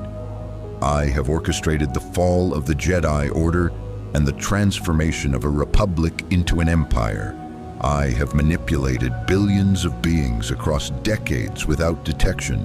One interdimensional conqueror, however powerful, is simply another piece on the board. His hologram leaned forward. Make contact with Madara. Arrange a meeting between him and Chancellor Palpatine. Let us see if this god from another universe has the wisdom to recognize a mutually beneficial arrangement when it's offered. The hologram faded, leaving Dooku alone with orders that felt more like a death sentence. Approach the being who had casually dismantled his mind. Propose alliance to someone who viewed Sith as children. But Dooku was nothing if not loyal to his master's vision. And if Sidious believed Madara could be manipulated, on Coruscant, in the Jedi Temple, a very different conversation was unfolding. We cannot defeat him through conventional means, Obi-Wan stated, his tactical analysis laying bare their desperate situation. He's demonstrated abilities we have no counter for: invisibility through dimensional clones, intangibility that negates our weapons, regeneration that makes lasting damage impossible, and power output that exceeds anything in our archives. Military engagement is suicide. Master Yoda sat with eyes closed, his connection to the Force seeking guidance that seemed frustratingly absent. In flux, the future is. Clouded by this Madara's presence, the Force becomes as if reality itself, uncertain of which path to follow. Then we need to think asymmetrically, Mace Windu said. He's powerful, yes, but he's also alone. He's operating in a galaxy he doesn't fully understand, facing political complexities and species dynamics that raw power can't simply overwhelm. We use that. We make this not about fighting, but about information warfare, political maneuvering, and forcing him into situations where his power becomes a liability rather than an asset. "Explain," Ki Adimundi requested. Mace stood, beginning to pace. Madara sees the Clone Wars as pointless conflict orchestrated by Sith manipulation. He's not wrong, but what he doesn't understand is the economic foundation underneath. The banking clan's loans, the trade federation's monopolies, the corporate interests that fuel Separatist resources. These entities don't care who rules as long as their profits continue. If we can turn them against Madara, make his conquest financially unviable. We weaponize capitalism against a god. Obi-Wan finished, a slight smile touching his features. Unconventional, but it might actually work. His infinite Tsukuyomi would effectively end galactic commerce. Every corporation, every business interest, every economic entity would be threatened by his vision of peace. But first, Shakti interjected, we must address the Chancellor. If Madara's accusations are true, if Palpatine is indeed Darth Sidious, then we're fighting a war on two fronts, against a dimensional conqueror and a Sith Lord who's infiltrated our government at the highest level. Investigation without accusation we must pursue, Yoda decided. Rush to judgment we cannot, even with Madara's claims. But vigilant we must be. Watched the Chancellor will be. And if truth in the accusations we find, his ancient eyes hardened, then act we must, regardless of political consequences. Anakin, who had been standing silently by the viewport, suddenly spoke. There's another option. We could talk to him. Actually, talk, not just fight. Madara said he's lived for generations, that he's seen his world destroy itself through cycles of hatred. What if he's right? What if the Clone Wars really are just another cycle, and we're too close to it to see the pattern? The council chamber fell uncomfortably silent. Coming from anyone else, such words might be dismissed as defeatism or naivety. But from the chosen one they carried weight that demanded consideration. You would have us negotiate with a conqueror? Mace Windu's tone made clear his opinion of that idea. I would have us actually understand what we're facing, Anakin replied, his frustration bleeding through. He beat 5 masters and me without breaking a sweat. He's dismantled Separatist leadership in days. He's exposed secrets we've been blind to for years. Maybe, just maybe, we should listen to what he's actually saying instead of just assuming he's wrong because he threatens the status quo. The status quo that preserves freedom, Obi-Wan countered gently. Anakin, I understand the appeal of his certainty, but his solution is to eliminate choice itself. That's not peace, it's imprisonment. Is it? Anakin challenged. If everyone's trapped in their perfect dream, experiencing their ideal life, feeling no pain or loss or conflict, is that really imprisonment? Or is that just peace we're too proud to accept because we didn't create it ourselves? The question hung in the air, exposing the philosophical division that Madara's arrival had created. The Jedi had always preached balance, but their interpretation of balance had led to serving as generals in a war that violated their core principles. If their way had failed, did they have the right to reject an alternative simply because it came from an outsider? Seductive the dark path always is, Yoda warned. Easy answers to difficult questions, promising power without cost, certainty without doubt. but illusion it remains, no matter how perfect it appears. Before the debate could continue, alarms suddenly blared across the temple. Master Plo Koon rushed into the chamber, his breathing apparatus hissing with agitation. "Masters, you need to see this, now." The council crowded around a holographic display showing the HoloNet's main feed. Every channel across the galaxy broadcast the same image. Madara Uchiha standing on what appeared to be empty space above a Republic fleet, his perfect Susanoo materialized behind him like a vengeful god. "People of the Republic," Madara's voice carried across trillions of receivers. "For 3 days I have observed your response to my arrival. Your Jedi Council debates, your Senate argues, your military prepares. And through it all, the Clone Wars continue, beings dying for a conflict orchestrated by enemies you refuse to acknowledge." The hologram shifted, showing battlefields across dozens of worlds. Clone troopers and battle droids locked in combat, cities burning, refugees fleeing. The meat grinder of war displayed in unflinching detail. "This is your freedom," Madara declared, "the freedom to suffer, the freedom to die in wars that serve neither side's true interests, the freedom to perpetuate cycles of violence that enrich the powerful while consuming the powerless. I have offered an alternative, peace through unity, harmony through absolute control, an end to conflict through removing its root cause. You have rejected this offer."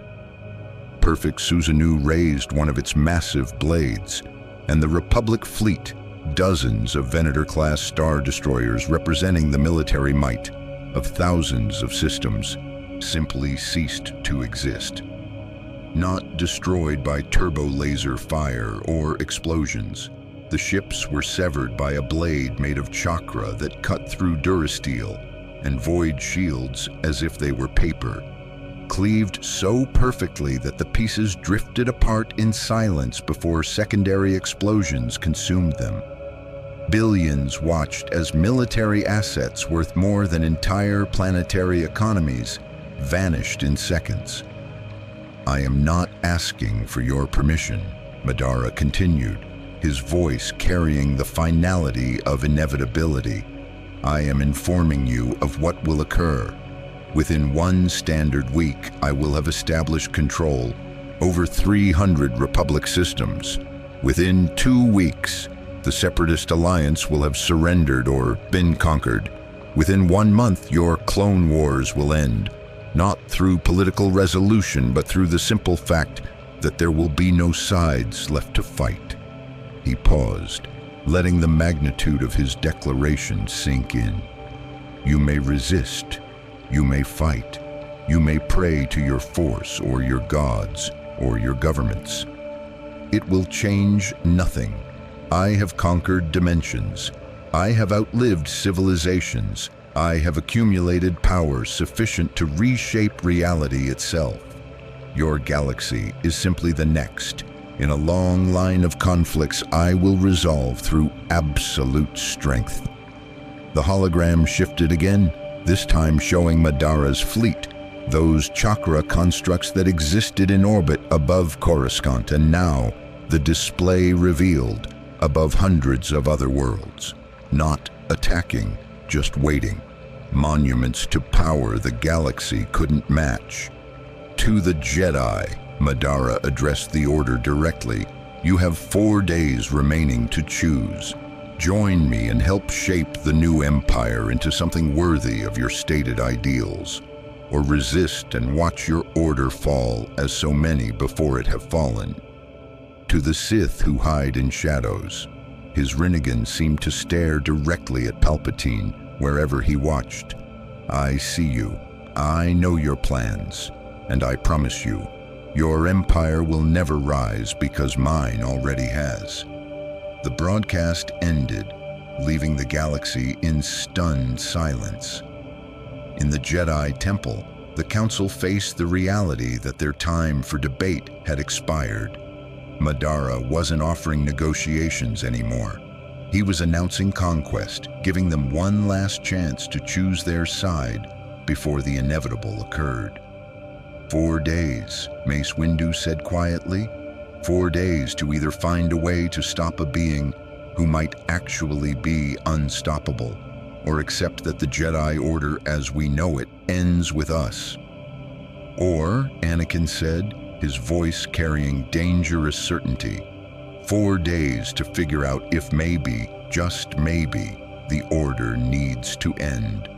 If maybe everything we've believed about balance and the Force has been wrong, and we're too attached to tradition to admit it. The words were heresy. They were also, in the silence that followed, left unchallenged by masters who couldn't deny that their traditional approaches had failed to prevent galactic war or detect a Sith Lord in their midst. Madara Uchiha had done more than invade the galaxy. He'd forced it to confront uncomfortable truths about itself. And the galaxy was discovering it didn't like what it saw in that mirror. The holocron vault deep beneath the Jedi Temple had stood undisturbed for 1,000 years, its shelves containing the preserved wisdom of ancient masters whose insights into the Force transcended their mortal lifespans. Obi-Wan Kenobi walked among those shelves now, accompanied by Jocasta Nu, the temple's chief librarian and keeper of knowledge that even the council rarely accessed. "You're searching for precedent," Jocasta observed, her aged hands running along crystalline storage devices that hummed with dormant Force energy. "An enemy who operates outside the Force's paradigm. Something from the old wars, perhaps the Rakata's infinite empire or the eternal empire of Zakul. Anything that might give us insight into Madara's capabilities," Obi-Wan confirmed. "He claims to have conquered dimensions, to have lived for generations. Surely someone in our Order's history has encountered similar entities." Jocasta pulled a crimson holocron from its alcove, the device activating to project the image of an ancient Jedi master whose species Obi-Wan didn't recognize. The projection spoke in a language that required translation, but the words that emerged carried grave warning. "Beyond the Force there are powers," the ancient master intoned. "Beings who draw from wells of energy that predate the midichlorians, entities whose existence challenges our understanding of reality itself.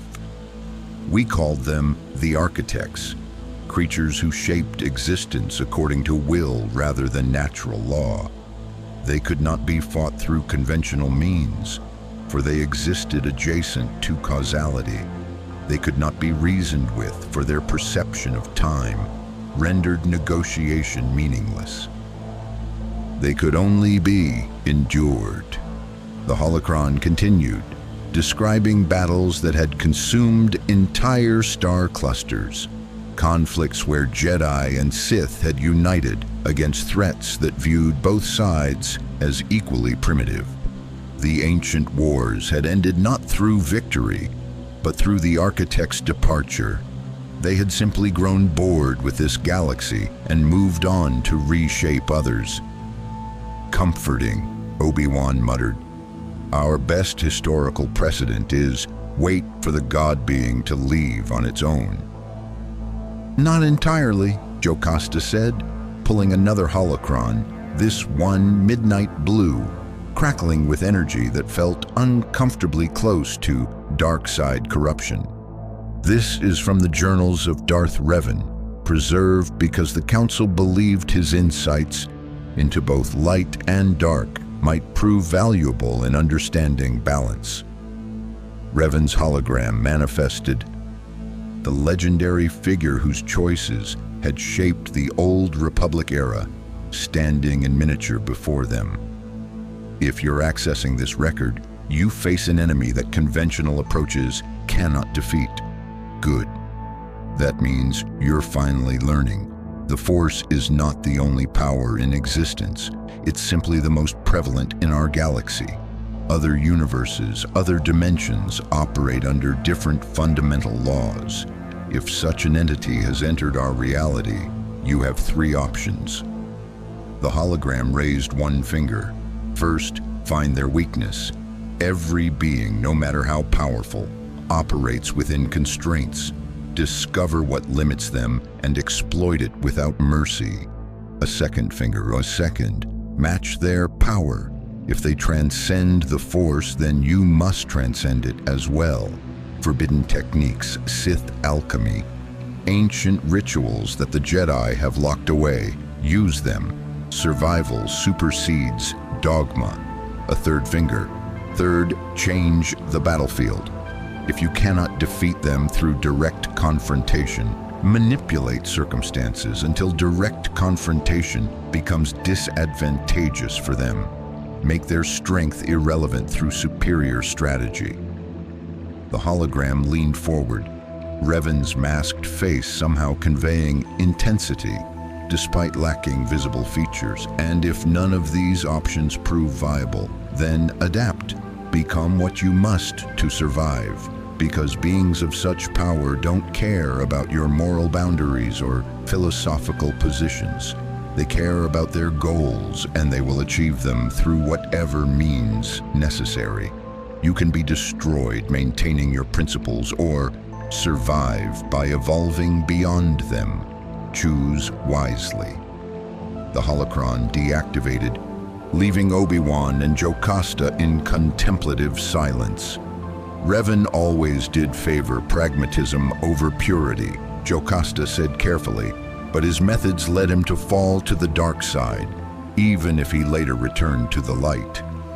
Are we prepared to risk that path? Are we prepared to risk extinction by refusing it? Obi-Wan countered. He immediately regretted the words. They sounded too much like something Anakin would say, too much like the reasoning that led Jedi astray. But he couldn't deny the logic.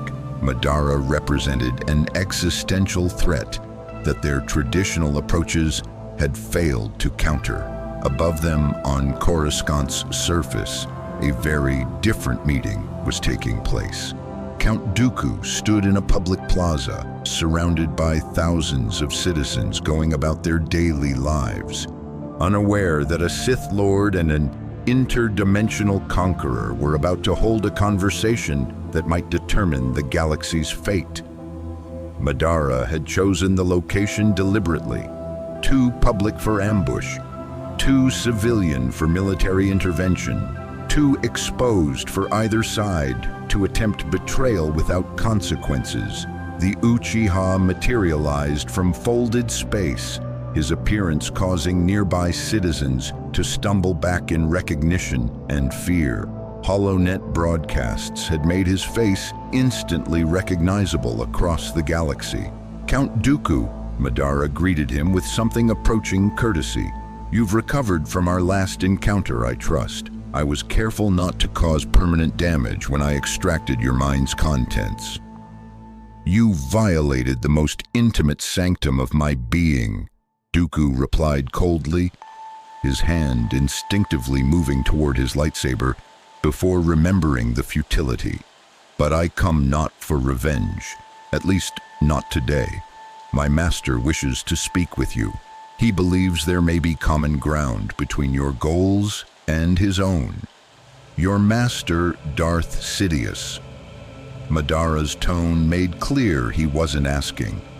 The man who orchestrated this entire war as a means of consolidating power, who plans to transform the Republic into an empire through manufactured crisis, who views both Jedi and Separatists as disposable pieces on his political board. That master.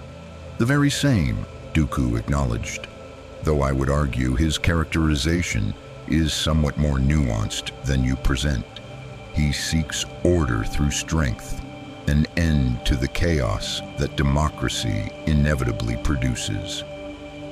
Not unlike your own stated goals, Madara studied Dooku with his Rinnegan, perceiving the layers of loyalty, resentment, ambition, and resignation that comprise the fallen Jedi's psyche. He plans to betray you within the year if circumstances proceed as he intends. He will replace you with Skywalker, using your death to bind the Chosen One to the dark side through guilt and desperation. You know this, yet you serve him anyway. Fascinating. Dooku's aristocratic composure cracked for just a moment. How could you possibly? I told you. I extracted everything from your mind, including the suspicions you barely admit to yourself, the patterns you've noticed in Sidious's behavior, the growing certainty that you are not his ultimate apprentice, but merely a transitional tool. Madara's expression showed something almost like sympathy. I understand your position, Dooku. I once served masters whose vision I believed in, only to realize they were using me toward ends I couldn't support. The question is, will you repeat my mistakes or will you evolve beyond them? Are you offering me an alternative? Dooku asked carefully. I'm offering you truth, Madara replied. Sidious will never share power genuinely. His rule of two demands that apprentices eventually challenge masters, creating an eternal cycle of betrayal disguised as strength. My vision requires no such cycle. Those who join me retain their positions based on competence and loyalty, not on their ability to eventually kill me, which, given my transcendence of mortality, is effectively impossible anyway. He gestured, and a holographic projection appeared between them. Not Republic technology, but pure chakra manipulation, creating visual representation. The hologram showed a galaxy unified, peaceful, every being living in their perfect dream within the infinite Tsukuyomi. This is what I offer, Madara explained. Not an empire built on fear and military force, but genuine peace where every sentient being experiences their ideal existence. No more war, no more suffering, no more cycles of hatred perpetuating themselves across generations. Just eternal harmony maintained by power, sufficient to protect it from any threat. And free will, Dooku challenged. Individual choice, the ability to grow through struggle and adversity. You would rob the galaxy of these things. I would rob the galaxy of nothing, Madara countered. Within the infinite Tsukuyomi, every being retains their consciousness, their personality, their sense of self. They simply experience a reality where their choices lead to fulfillment rather than suffering, where their struggles produce growth rather than trauma, where adversity strengthens rather than destroys. His Rinnegan reflected certainty absolute. Tell me, Count Dooku, how many beings have found fulfillment through the Clone Wars? How many have grown from the suffering it produces? How many are strengthened by watching their loved ones die in pointless conflict? The question hung between them, and Dooku found he had no answer that didn't sound like hollow philosophy. My master will never accept your vision, Dooku said finally. He seeks to rule, not to create illusions. He wants beings to know they are dominated, to feel his power over them. Your infinite Tsukuyomi would render his entire purpose meaningless. Then he is a fool, Madara stated flatly, and when I conquer this galaxy, he will have the choice every other being faces: accept the peace I offer or be forcibly placed within it. His political schemes and Sith traditions will matter nothing against power that transcends this galaxy's understanding. He turned to leave, then paused. Tell Sidious that I will meet with him, if only to see whether he has the wisdom to recognize when he's outmatched. But also tell him this: I have conquered worlds. I have reshaped civilizations. I have ended wars that consumed entire populations. His empire will never rise because mine already stands in its place. He can join it willingly, or he can be buried beneath it. There is no third option. Madara vanished, leaving Dooku alone in the plaza with a message that would likely enrage the most powerful Sith in a millennium. But as the Count returned to report to his master, he found himself contemplating Madara's words about betrayal and disposability, and wondering if perhaps the Uchiha's vision, as terrifying as it was, might be preferable to serving a master who viewed him as nothing more than a stepping stone.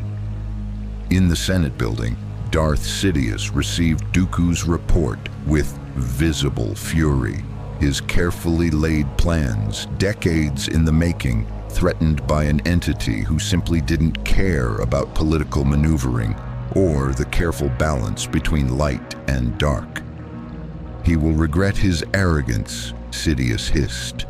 No being is truly unstoppable. Every power has its limit, every technique its counter.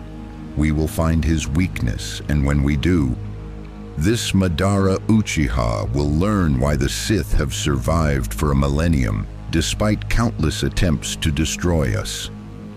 But even as he spoke the words, Sidious felt something he'd spent years teaching himself to suppress: doubt.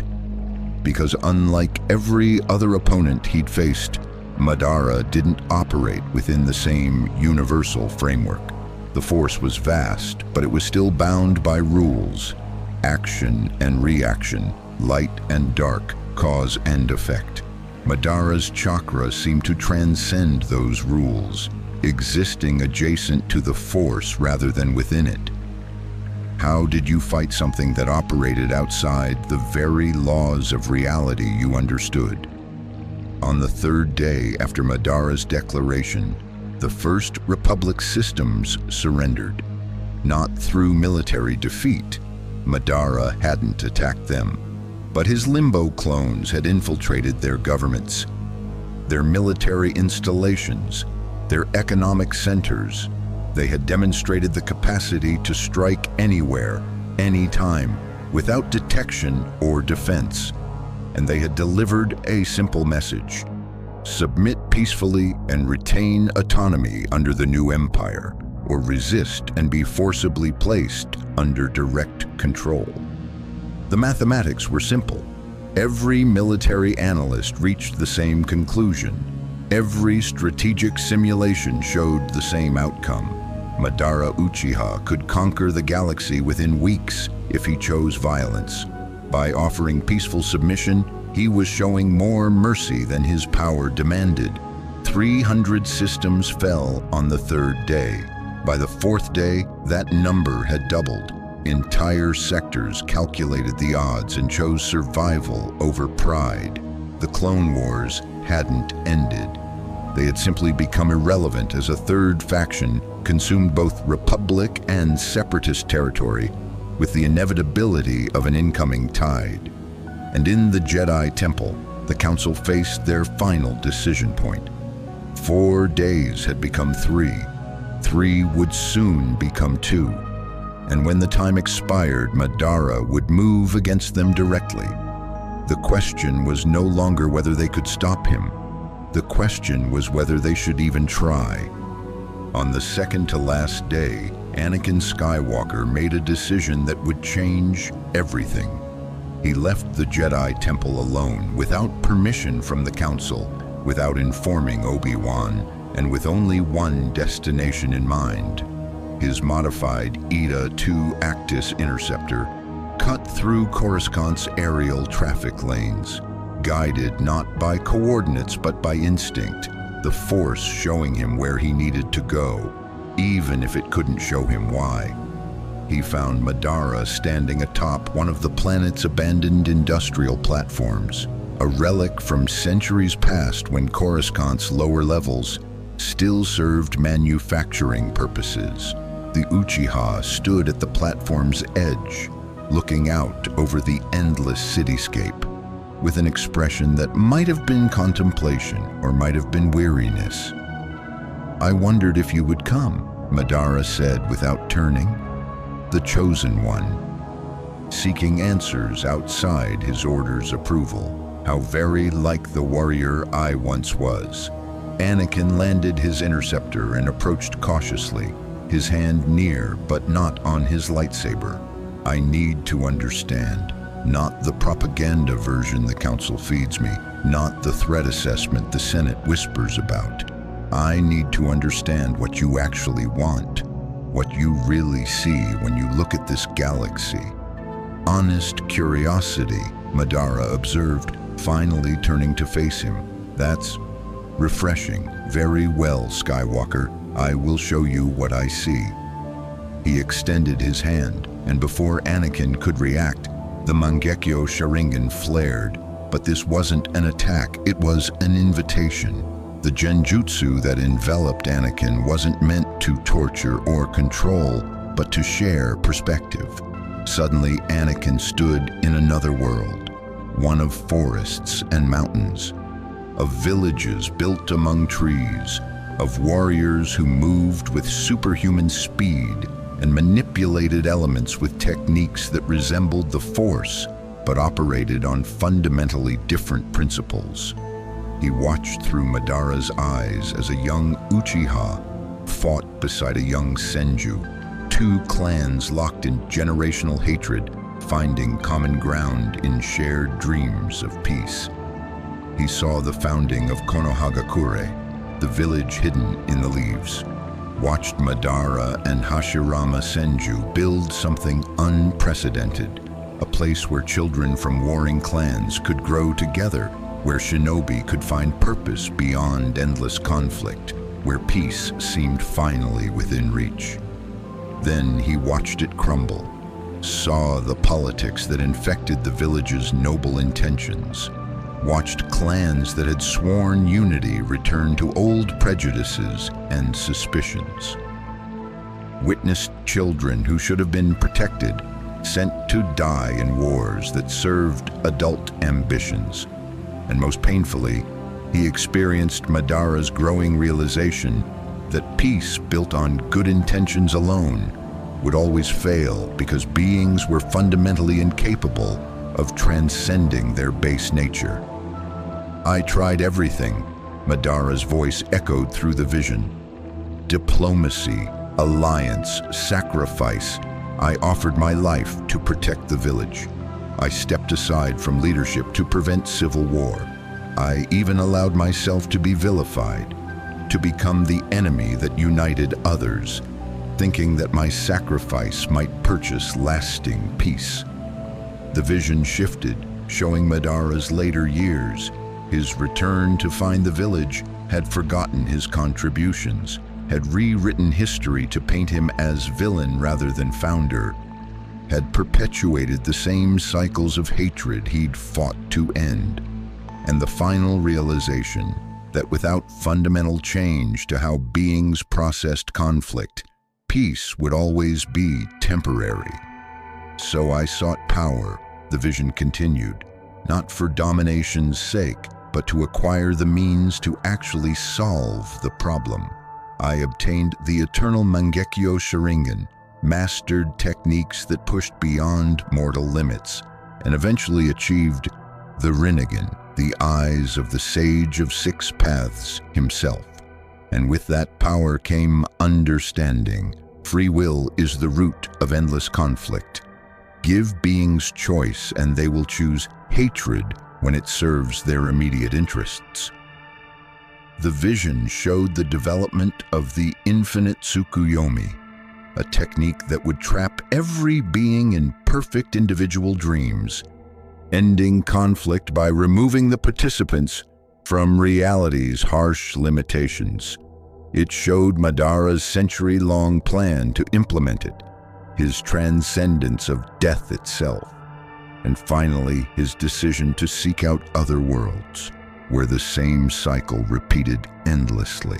When Anakin returned to reality, he found himself on his knees, tears streaming down his face.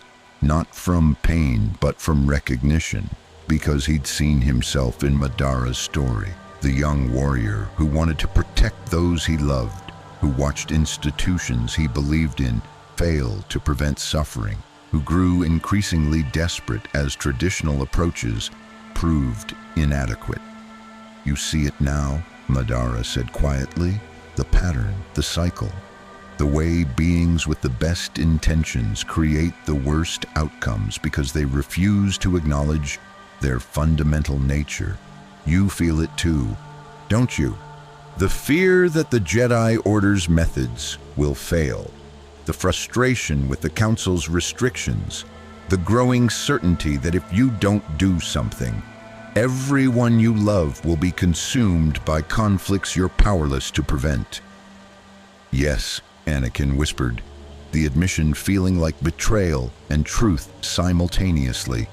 "I have dreams, nightmares, Padme dying in childbirth, the galaxy burning, everything I fought for turning to ash because I wasn't strong enough, wasn't willing to do what was necessary." "Because the Jedi taught you that attachment is weakness," Madara replied. "That love is a path to the dark side. They're wrong, Skywalker. Love is neither light nor dark. It's the most powerful force in existence precisely because it transcends such artificial categories. The Jedi fear it because love makes you unpredictable, makes you prioritize individual bonds over collective doctrine, and that threatens their control." He moved closer, his Rinnegan reflecting understanding rather than judgment. "I don't ask you to abandon love. I ask you to embrace it fully without shame or restriction. Join me and I will teach you techniques that can transcend death itself. Your wife will never die. Your children will grow in a galaxy without war. And the fear that consumes you, that certainty that you'll fail everyone who matters, will be rendered meaningless because I possess power sufficient to protect everything you hold dear." "At the cost of everyone's freedom," Anakin said, but his voice lacked conviction. "At the cost of the freedom to suffer," Madara corrected. "Tell me, Chosen One, if you could guarantee that Padme lives, that your children grow up safe, that every being in the galaxy experiences their perfect life without pain or loss or conflict, would you really refuse that because of abstract philosophical concerns about free will?" The question struck at the core of everything Anakin feared to examine, because when he was honest with himself, when he stripped away Jedi teachings and political rhetoric and moral philosophy, the answer was terrifyingly simple. No. He would sacrifice anything, including freedom itself, to protect those he loved. "The Jedi Council senses your struggle," Madara continued. "They debate whether to expel you, to restrict your training, to separate you from the attachments they believe weaken you. And Palpatine, Darth Sidious, he sees your potential and plans to corrupt you, to turn your love into a weapon of the dark side, by making you believe only through Sith power can you save Padme." Anakin's head snapped up. "How do you know about—" "I told you, I extracted everything from Dooku's mind, including Sidious's plans for you. You are meant to be his replacement apprentice, bound to him through the belief that only the dark side can prevent death. He will orchestrate Padme's danger, offer you the power to save her, and demand increasing atrocities in exchange for the secret to immortality, a secret he may not even possess." The revelation hit like a physical blow. Anakin had felt Palpatine's interest, had noticed the Chancellor's unusual attention to his career, but he'd attributed it to political mentorship rather than Sith manipulation. "I offer you a third path," Madara said. "Not light side restrictions that demand you sacrifice love for duty. not dark side corruption that transforms love into possession and control, but transcendence, power sufficient to protect what you cherish, without becoming a monster in the process. Join me, Anakin Skywalker. Help me implement the infinite Tsukuyomi, and I swear on the Sage of Six Paths himself that Padme will live, your children will thrive, and you will never again feel the helplessness of watching those you love suffer while you stand powerless. For a long moment, Anakin stood silent, the weight of the decision crushing down on him. On one side, the Jedi Order that had raised him, but never fully trusted him, that demanded he suppress his deepest emotions, that offered wisdom but not solutions to the nightmares that plagued him. On the other, a conqueror who promised to end all suffering through means the Jedi would call evil, but who spoke to fears Anakin couldn't deny and offered power he desperately craved. "I need to think," Anakin said finally. It's too much, too fast." "You have until tomorrow," Madara replied without pressure. "When my ultimatum expires, I will begin the final phase of conquest. The Jedi Council will resist and many will die. Sidious will make his move and more will fall. The galaxy will burn in the transition from old order to new. But those who stand with me will be protected. Those who help build the new empire will shape how it functions. And those who love and are loved will never lose what they cherish. Not to death, not to war, not to any force in this universe." He placed a hand on Anakin's shoulder, not controlling, just human contact from one warrior to another. "I know you fear becoming like me, powerful but isolated, certain but alone. But look at me, Skywalker, really look."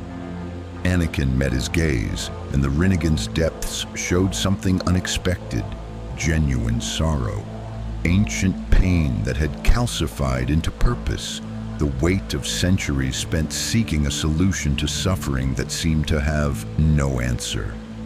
"I am not a monster," Madara said quietly. "I am a warrior who loved and lost too many times, who watched everything he built crumble repeatedly, who finally acquired the power to actually solve the problem rather than just delay it. You could become that too, not through corruption, but through evolution, through transcending the limitations that bind others, through embracing power with purpose rather than fearing it." He stepped back, releasing Anakin's shoulder. "Go, think, meditate, consult with those whose counsel you value. But know this, whether you join me or not, the outcome is inevitable. I will reshape this galaxy. The only question is whether you'll help guide that reshaping toward wisdom or watch from the sidelines as others determine the future." Madara vanished, leaving Anakin alone on the abandoned platform with thoughts that churned like stellar matter in a collapsing star. Everything he'd believed about the Force, about destiny, about his role as the chosen one, all of it suddenly felt insufficient against the magnitude of the choice before him. He returned to his interceptor and flew not back to the temple, but to the Senate apartment where Padme waited, because if he was going to make a decision that would affect the entire galaxy, he needed to talk with the one person whose opinion mattered more than prophecy, destiny, or the Council's judgment. In the temple, Obi-Wan felt Anakin's inner turmoil through their Force bond and knew with terrible certainty that his former Padawan stood at a crossroads. One path led back to the Order, to the light, to everything they'd fought to preserve. The other led elsewhere, to places Obi-Wan couldn't see, down roads that terrified him precisely because they seemed to offer what the Jedi could not. Absolute solutions to impossible problems. "Lost him we may have," Yoda said, having sensed the same disturbance. But blame him we cannot. Failed the Chosen One, perhaps the Order has. Given him prophecy without preparation, power without trust, duty without understanding. Then we need to show him we can offer something better than what Madara promises, Mace Windu stated, before it's too late, before we lose him to a vision of peace that's really just another form of tyranny. But even as they planned, even as they prepared their final arguments and counteroffers, the Masters couldn't escape a growing suspicion that perhaps Anakin's choice wouldn't be between Jedi and Madara. Perhaps it would be between his Order and everything he loved. And if forced to that choice, the Chosen One's decision was already made. The final day arrived with the weight of inevitability. Across Coruscant, beings woke to find Madara's chakra constructs hovering over every major district, not threatening, simply present. Massive platforms of solidified energy that served as both demonstration and promise. Resistance would be futile, but submission would be peaceful. The choice, as always, belonged to those who would be conquered.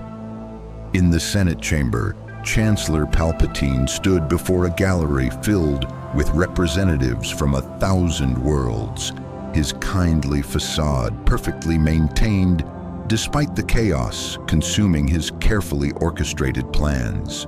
He had spent decades positioning pieces on a galactic board, only to have an outsider flip the entire table. Senators, Palpatine's voice carried practiced gravitas. We face an unprecedented threat. This Madara Uchiha has demonstrated power beyond our military capacity to counter technologies our scientists cannot explain and intentions that threaten the very foundation of our democratic republic. But we are not without options. He gestured and holographic projections filled the chamber. Battle plans, defensive strategies, political maneuvering designed to turn Madara's conquest into a war of attrition that would exhaust even godlike power through sheer galactic scale. We have 6 million clone troopers, Palpatine continued, thousands of worlds with their own defense forces. The Jedi Order's wisdom and the Separatist Alliance's industrial capacity. If we unite, Republic, Separatist, Jedi, and yes, even those who have walked darker paths, we can present a unified front that even this conqueror cannot overcome. Not through superior power, but through the unbreakable will of a galaxy that refuses to surrender its freedom. The speech was masterful, hitting every note of inspiration and defiance. Senators who had been ready to surrender found their courage renewed. Military commanders who had calculated defeat revised their assessments. Even Jedi masters watching from the temple felt a surge of hope that perhaps unity could achieve what individual strength could not. But Darth Sidious, beneath the Palpatine mask, smiled with dark satisfaction because he had just accomplished what Madara's power could not. He had united the galaxy against a common enemy, and when that enemy was defeated, or when the attempt at defeating him created sufficient chaos, Sidious would be perfectly positioned to claim emergency powers that would never be relinquished. Madara appeared in the Senate chamber without warning, not through doors or force manipulation, but through spatial folding that bypassed every security system and defensive measure. One moment Palpatine stood alone on the central platform, the next the Uchiha manifested beside him, arms crossed, Rinnegan surveying the assembled senators with clinical detachment. Chaos erupted. Senate guards rushed forward with blasters raised. Clone troopers materialized from hidden positions. Jedi Knights who had been stationed for security ignited lightsabers. And through it all, Madara simply stood, unmoved and unimpressed. Fire, came the order from a dozen sources simultaneously. Hundreds of blaster bolts converged on Madara's position, a killing field of energy that would have vaporized a battalion. The Uchiha's form shimmered, Kamui intangibility, and every bolt passed through him harmlessly, striking the platform behind him or dissipating into empty air. "Are you finished?" Madara asked when the barrage ceased, his tone suggesting genuine curiosity rather than contempt. "Good.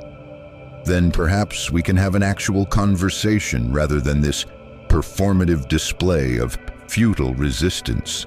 He turned to Palpatine, and for the first time since Madara's arrival, the Chancellor's mask slipped, because the Rinnegan was looking not at Palpatine but through him, seeing the dark side corruption that saturated his very being, perceiving the centuries of Sith knowledge crammed into one mortal vessel, reading the calculations that churned behind those deceptively kind eyes. "Darth Sidious," Madara said, and the name echoed through the chamber like a death sentence, the culmination of 1,000 years of Sith planning, the architect of this war, the puppet master who has manipulated both sides toward the singular goal of personal empire. And now, faced with a threat you cannot manipulate, you attempt to unite your victims against me. Clever, but ultimately pointless. Palpatine's expression shifted. The kindly Chancellor dissolved, replaced by something ancient and terrible. When he spoke, his voice carried the sibilant menace of the dark side incarnate. "You know much, Conqueror, but knowledge without context is dangerous. You see me as a tyrant. I see myself as a realist who understands that this galaxy requires firm guidance to prevent its self-destruction." "A familiar justification," Madara replied. "I have offered similar reasoning. The difference is that I possess power sufficient to actually implement my vision, while you require decades of manipulation and carefully orchestrated crises. Tell me, Sidious, if you could end galactic conflict with a single technique, would you? Or would you refuse because you prefer the process of domination to the product of peace?" The question hung in the air, and every being in the chamber recognized it as the philosophical divide that separated the two would-be conquerors. Madara sought peace as an end state, willing to employ any means to achieve it. Sidious sought power as an eternal process, viewing peace as merely another tool for maintaining control. "Peace through your infinite Tsukuyomi is slavery," Palpatine stated, his yellow eyes gleaming with Sith conviction. "Peace through my empire is order. The former removes choice entirely. The latter simply ensures that choices lead to productive outcomes. We are not the same." "No," Madara agreed. "I am honest about what I offer. You disguise tyranny as necessity. I am vastly more powerful. You require military force and political leverage. I seek to end conflict permanently. You desire conflict to continue under your management." His Rinnegan flared with power. "We are not the same. I am superior in every metric that matters." Palpatine's hands rose, and Force lightning erupted. Not the punishment technique he used on subordinates, but the full fury of a Sith Lord who had mastered the dark side across decades. Blue-white electrical fury capable of killing Jedi Masters engulfed Madara's position, the raw dark side energy seeking to overwhelm through sheer malevolent power. Madara stood within the lightning storm, completely unaffected. His 6 paths Sage mode granted resistance to energy attacks, his chakra density simply too great for Force lightning to meaningfully damage. But more than that, his Rinnegan perceived the lightning as merely another form of manipulated energy, similar to techniques he had encountered and mastered centuries ago. Interesting, Madara observed, studying the lightning that crackled around him like he was examining an academic curiosity. You convert your hatred and pain into electrical energy, channeling it through the force to attack your enemies. Crude compared to my techniques, but effective against beings who lack proper defenses. He raised his own hand. Allow me to show you actual lightning mastery. The Preta path activated. Madara's Rinnegan ability simply absorbed Palpatine's Force lightning, drinking the energy like water and converting it to chakra that replenished his already vast reserves. The dark side technique that had killed countless Jedi fed Madara's power instead of harming him. Impossible, Palpatine breathed, genuine shock breaking through his composed exterior. The Force cannot be absorbed. It's not physical energy, but the very fabric of life itself. Your Force is one expression of universal energy, Madara corrected. Chakra is another. And the Rinnegan grants mastery over energy manipulation at fundamental levels. Your lightning is merely organized electrons with malevolent intent. My Preta path is absorption of all energy forms. You never had a chance. He closed his hand into a fist, and suddenly Palpatine found himself pulled forward. Universal pull, the Rinnegan's gravitational manipulation, dragging the Sith Lord through the air, regardless of his Force resistance. Madara caught him by the throat, lifting the architect of the Clone Wars off his feet with one hand. You are powerful, Madara acknowledged, his grip firm but not yet crushing. For a Force user, your manipulation of galactic politics shows genuine brilliance. Your patience across decades is commendable, but power and patience mean nothing against someone who transcends the entire framework you operate within. He released Palpatine, letting the Sith Lord drop to the platform floor, not killed, not even seriously injured, but humiliated before the entire Senate. Every senator witnessing their chancellor revealed as Sith and defeated by the very conqueror he'd promised to unite them against. This is your emperor, Madara announced to the assembly, his voice carrying to every corner of the vast chamber. Darth Sidious, Dark Lord of the Sith, who orchestrated the Clone Wars to consolidate power. Count Dooku serves him as apprentice. General Grievous serves him as weapon. And you, he gestured to the assembled senators, served him as unwitting accomplices. Your democratic process corrupted from within by someone who views you as cattle to be herded. Madara turned his attention back to Palpatine, who was rising with dark side fury, radiating from every pore. I am not like you, Sidious. I do not manipulate from shadows. I do not orchestrate wars to achieve hidden goals. I state my intentions openly, demonstrate my power clearly, and offer choice honestly. Submit to the peace I will implement, or resist and be forcibly placed within it. There is no deception, no hidden agenda, no betrayal waiting once I achieve my goals. Noble, Palpatine spat, hatred dripping from the word. But naive. You think honesty is strength? You think revealing your plans makes you superior? Every enemy you've announced yourself to now knows exactly what to counter. Every resistance force knows precisely what they're fighting against. You've sacrificed the advantage of surprise for the luxury of self-righteousness. I sacrificed nothing, Madara replied calmly, because knowing what I plan to do changes nothing. You cannot counter the infinite Tsukuyomi. You cannot resist my limbo clones. You cannot overcome my perfect Susanoo. or absorb my truth-seeking orbs, or survive my dimensional manipulation. Knowledge of my techniques is not advantage. It's just despair with additional information. He raised his voice, addressing the Senate once more. I am giving this body one final opportunity. Dissolve the Republic peacefully. Acknowledge that your democratic process has been corrupted beyond redemption. Submit to the new empire I will establish, and I promise you this.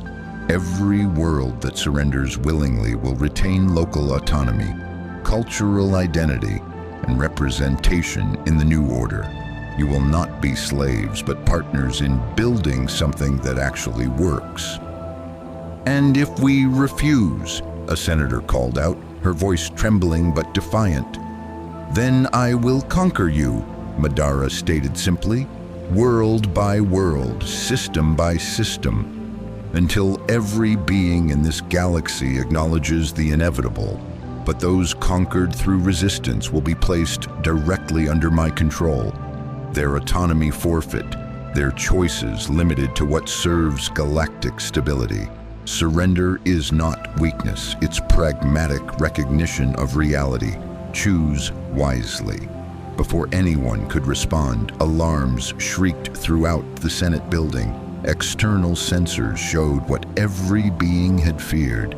Madara's fleet was moving.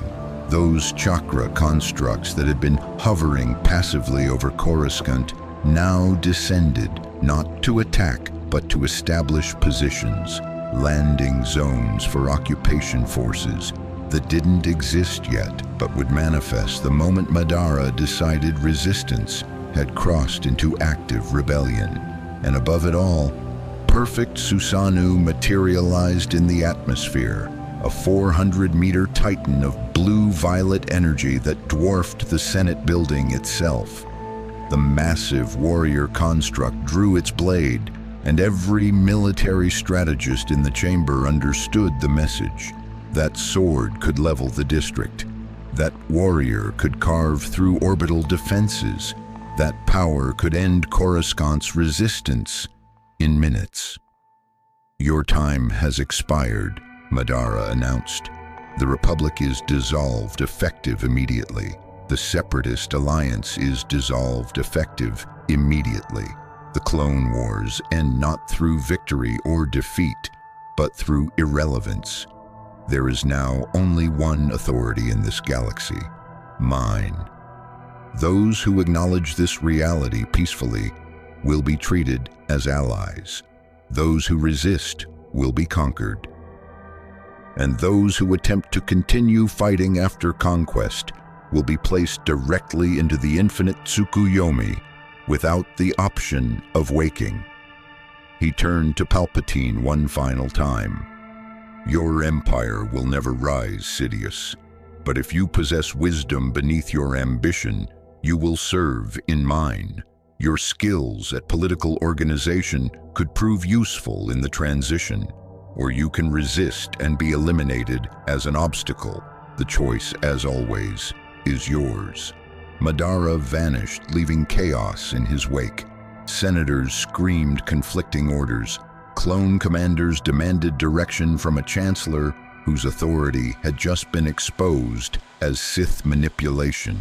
Jedi Knights rushed toward the temple, knowing the council needed to hear what had just transpired. And Palpatine stood alone on the central platform, his carefully constructed plans in ruins, facing a choice he had never imagined having to make.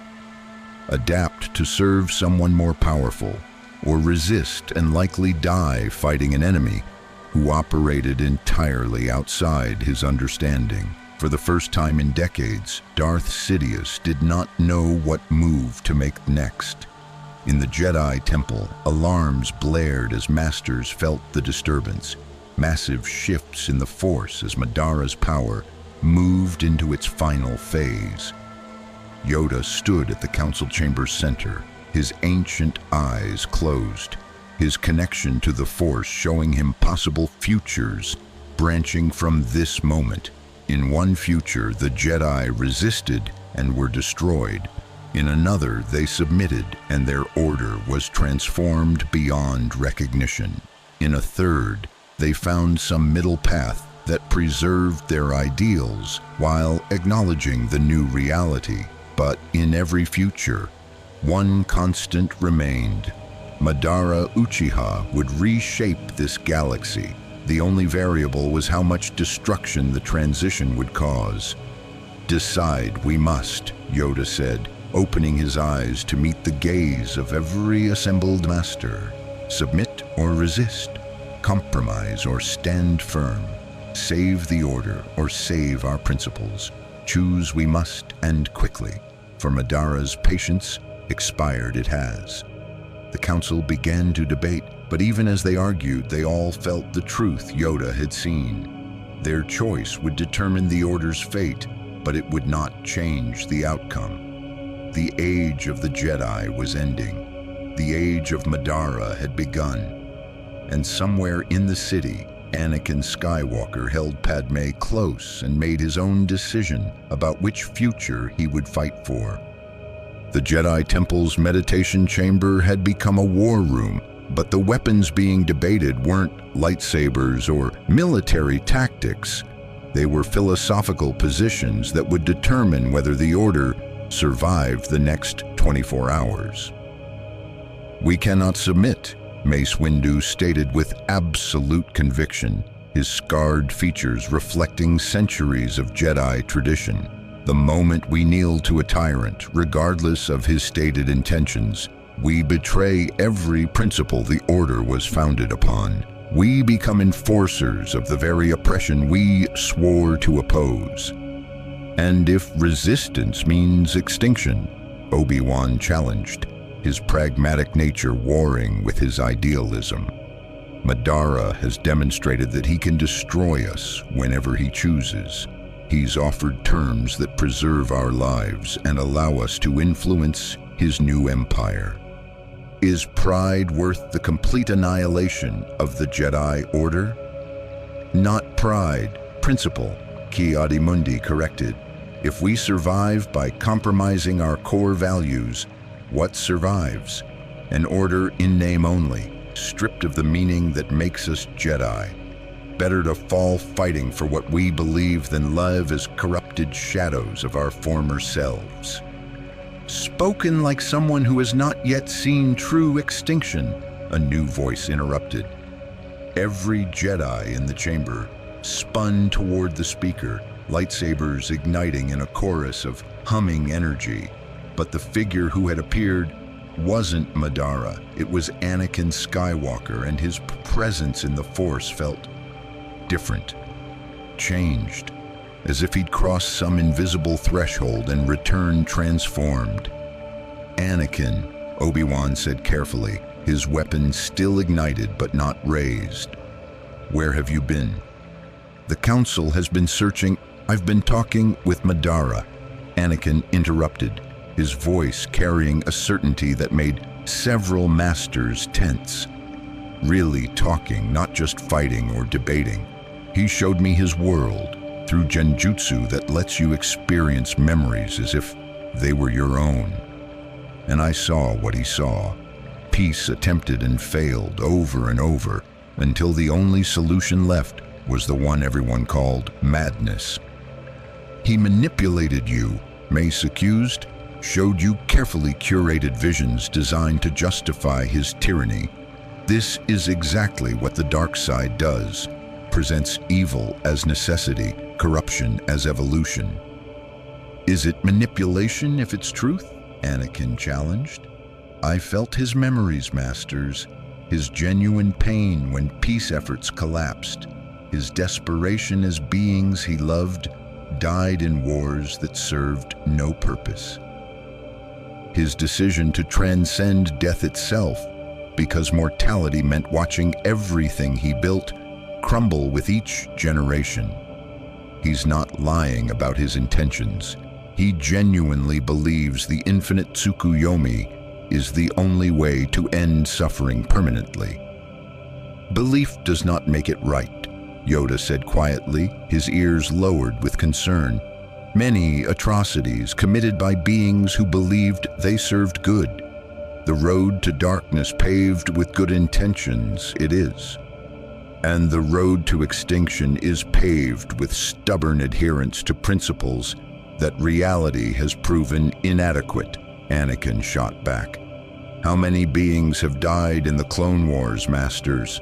How many younglings have we trained to become soldiers despite claiming to be peacekeepers? How many compromises have we made with our so-called principles because the alternative was worse? His blue eyes swept across the assembled council. Madara is right about one thing. The Jedi Order has failed, not because we're evil, but because our philosophy doesn't actually solve the problems we claim to address. The chamber fell into shocked silence. For the Chosen One to speak such heresy, to voice the doubts that some masters harbored but never acknowledged, felt like watching the foundation of their order crack in real time. "You've fallen," Mace Windu said flatly, his purple blade rising into guard position. "Madara has corrupted you, turned you against the order, made you his agent within our ranks. I should strike you down now before what?" Anakin's hand moved to his lightsaber, not igniting it, but making his willingness to defend himself clear. "Before I force you to acknowledge uncomfortable truths? Before I challenge the orthodoxy that's led us to this moment? You want to kill me for asking questions the Council is too afraid to examine." "Enough!" Obi-Wan stepped between them, his own weapon deactivating. "We don't fight each other. Not now, not when external threats are sufficient." He turned to Anakin, and his voice carried pain that went beyond the immediate crisis. "Anakin, I know you're struggling. I know the Council's restrictions on attachment have driven a wedge between your duty and your heart. But Madara is not the answer. He offers peace through imprisonment, harmony through eliminating choice. That's not the man you are. That's not the Jedi you became." "Maybe it's not the Jedi I should be," Anakin replied, and the words fell like hammer blows. "The prophecy calls me the Chosen One, destined to bring balance to the Force. What if balance doesn't mean preserving the Jedi Order? What if it means recognizing when something has outlived its purpose and needs to be transformed into something new?" Before anyone could respond, every being in the temple gasped simultaneously. The Force itself screamed warnings as massive chakra signatures manifested across Coruscant. Not Madara alone, but hundreds of presences, each one radiating power that felt wrong to Force-sensitive perception. Each one existing slightly outside normal reality. "Limbo clones," Anakin explained grimly. "He's positioning them throughout the city, not attacking, just establishing presence. Showing that he could strike anywhere, anytime, and we'd never see it coming." Through the temple's viewports, they could see perfect Susanoo, standing over the Senate district, its massive form a monument to power the Jedi couldn't match. And around it, space was beginning to distort, reality itself bending as Madara prepared to implement something that would change the galaxy forever. "He's beginning," Shakti whispered, her Force senses showing her the gathering of energy that preceded the infinite Tsukuyomi. Whatever his ultimate technique is, he's preparing to use it. We're out of time for debate. Yoda rose from his meditation, his ancient frame seeming to carry the weight of the entire Jedi Order. "A choice we must make now, this moment. Submit to Madara's rule, or stand and fall with our principles intact." "There's a third option," Anakin said, his voice cutting through the tension. "We could help him, not submit, but actively participate in shaping his new empire. Use our influence to ensure it doesn't become the tyranny we fear." guide it toward wisdom instead of just watching it form without us. Collaboration with evil is not necessarily evil itself, Anakin interrupted Mace's objection. The Jedi have served corrupt republics. We've led slave armies of clones. We've compromised our ideals repeatedly when the alternative seemed worse. Why is this different? Because Madara is honest about his intentions, instead of hiding them behind democratic pretense. The argument was uncomfortably persuasive, and several masters found themselves unable to immediately refute it. Because his end goal is to trap every being in mental illusions, Obi-Wan said firmly. That's not compromise, Anakin. That's extinction of consciousness itself. Everything we are, everything we've fought for, all of it reduced to beautiful dreams, while our bodies become living corpses maintained by his power. Is it, Anakin challenged? Or is it evolution beyond physical suffering? Transcendence of the limitations that make beings hurt each other? He showed me what the infinite Tsukuyomi actually does. It doesn't destroy consciousness. It perfects the experience of consciousness. Every being lives their ideal life, experiences their deepest fulfillment, connects with others in ways physical reality makes impossible. While Madara controls every aspect of their existence, Mace countered, "That's not life, Skywalker. That's sophisticated death." Before Anakin could respond, the temple shook, not from external attack, but from something far more unsettling. The Force itself was changing. Reality was becoming malleable in ways that violated every natural law. And at the epicenter of this transformation stood Madara Uchiha, his Rinnegan blazing with power, as he prepared to reshape the galaxy. But he wasn't alone. On the platform beside Perfect Susanoo, a holographic projection appeared. Chancellor Palpatine, or rather Darth Sidious, fully revealed. The Sith Lord had made his choice. If he couldn't rule alone, he would rule as Madara's second. Better to serve someone more powerful and maintain some authority than resist and be destroyed. People of Coruscant, Sidious's voice echoed across the planet. The dark side making his words penetrate every dwelling, every heart.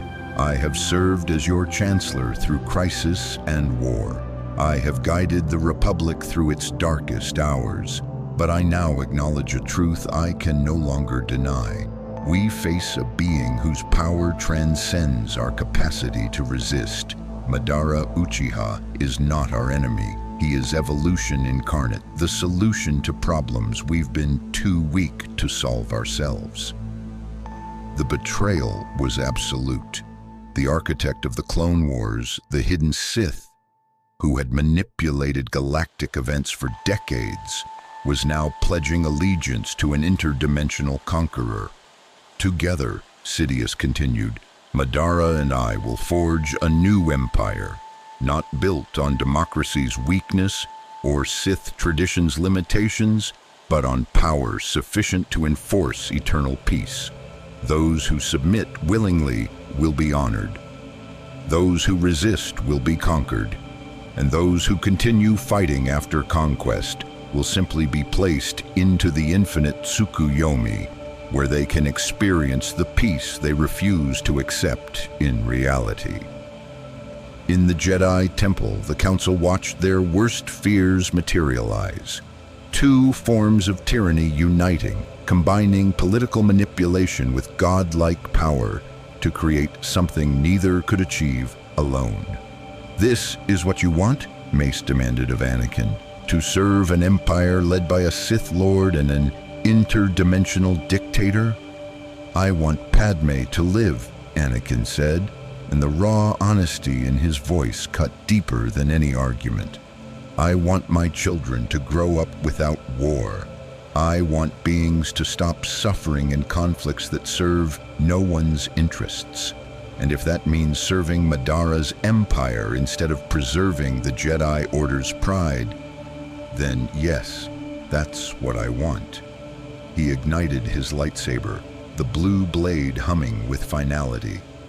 I'm sorry, Masters, but I'm walking out of this temple and I'm going to help Madara implement his vision. You can try to stop me, or you can come with me and help ensure that vision includes wisdom rather than just power. But I'm not watching everyone I love die because the Council is too proud to adapt. Anakin, no. Obi-Wan reached toward his former Padawan, but Anakin was already moving. He didn't attack. He simply walked toward the temple's exit, his lightsaber ignited not in threat, but in declaration. He would defend himself if necessary, but he wouldn't be stopped by argumentation or authority. The Chosen One had chosen his path, and it led away from the order that had raised him. Several Jedi Knights moved to block his exit. Anakin's blade moved in gemso patterns, aggressive but not lethal, disarming techniques that showed his skill without killing his former comrades. Within seconds, 5 knights were on the ground, their weapons scattered, and Anakin stood at the temple's threshold. Last chance, he said, looking back at the council. Come with me. Help shape what's coming, or stay here and become irrelevant to the galaxy's future. When no master moved to join him, Anakin's expression showed profound sadness. Then may the Force be with you, Masters, because Madara's power certainly won't be. He left, and the temple's great doors closed behind him, with the finality of an ending. In the council chamber, the remaining masters stood in stunned silence. The Chosen One had abandoned them. The Republic had fallen, and outside, reality itself was beginning to transform as Madara prepared to implement the technique that would end free will across the galaxy. Now we fight, Mace Windu declared, his purple blade still ignited, not because we can win, but because some things are worth dying for. The Jedi Order ends today, but it ends standing against tyranny, not kneeling before it. Agreed, Obi-Wan said quietly, grief and determination warring in his expression. If this is our last stand, then let's make it worthy of everything the Order represented.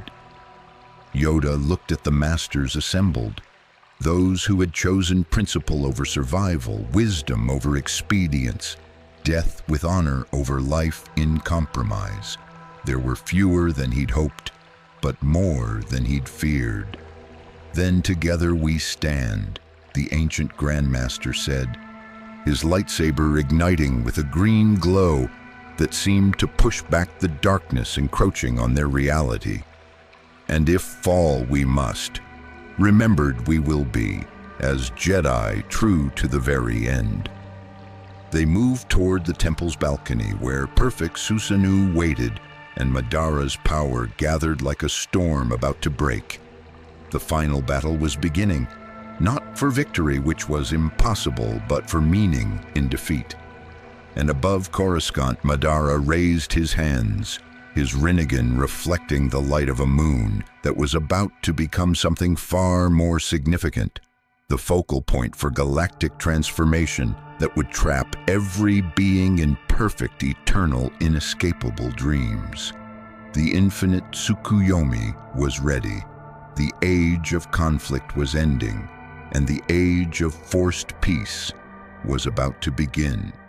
The moon above Coruscant began to glow, not with reflected sunlight, but with power that originated from Madara himself.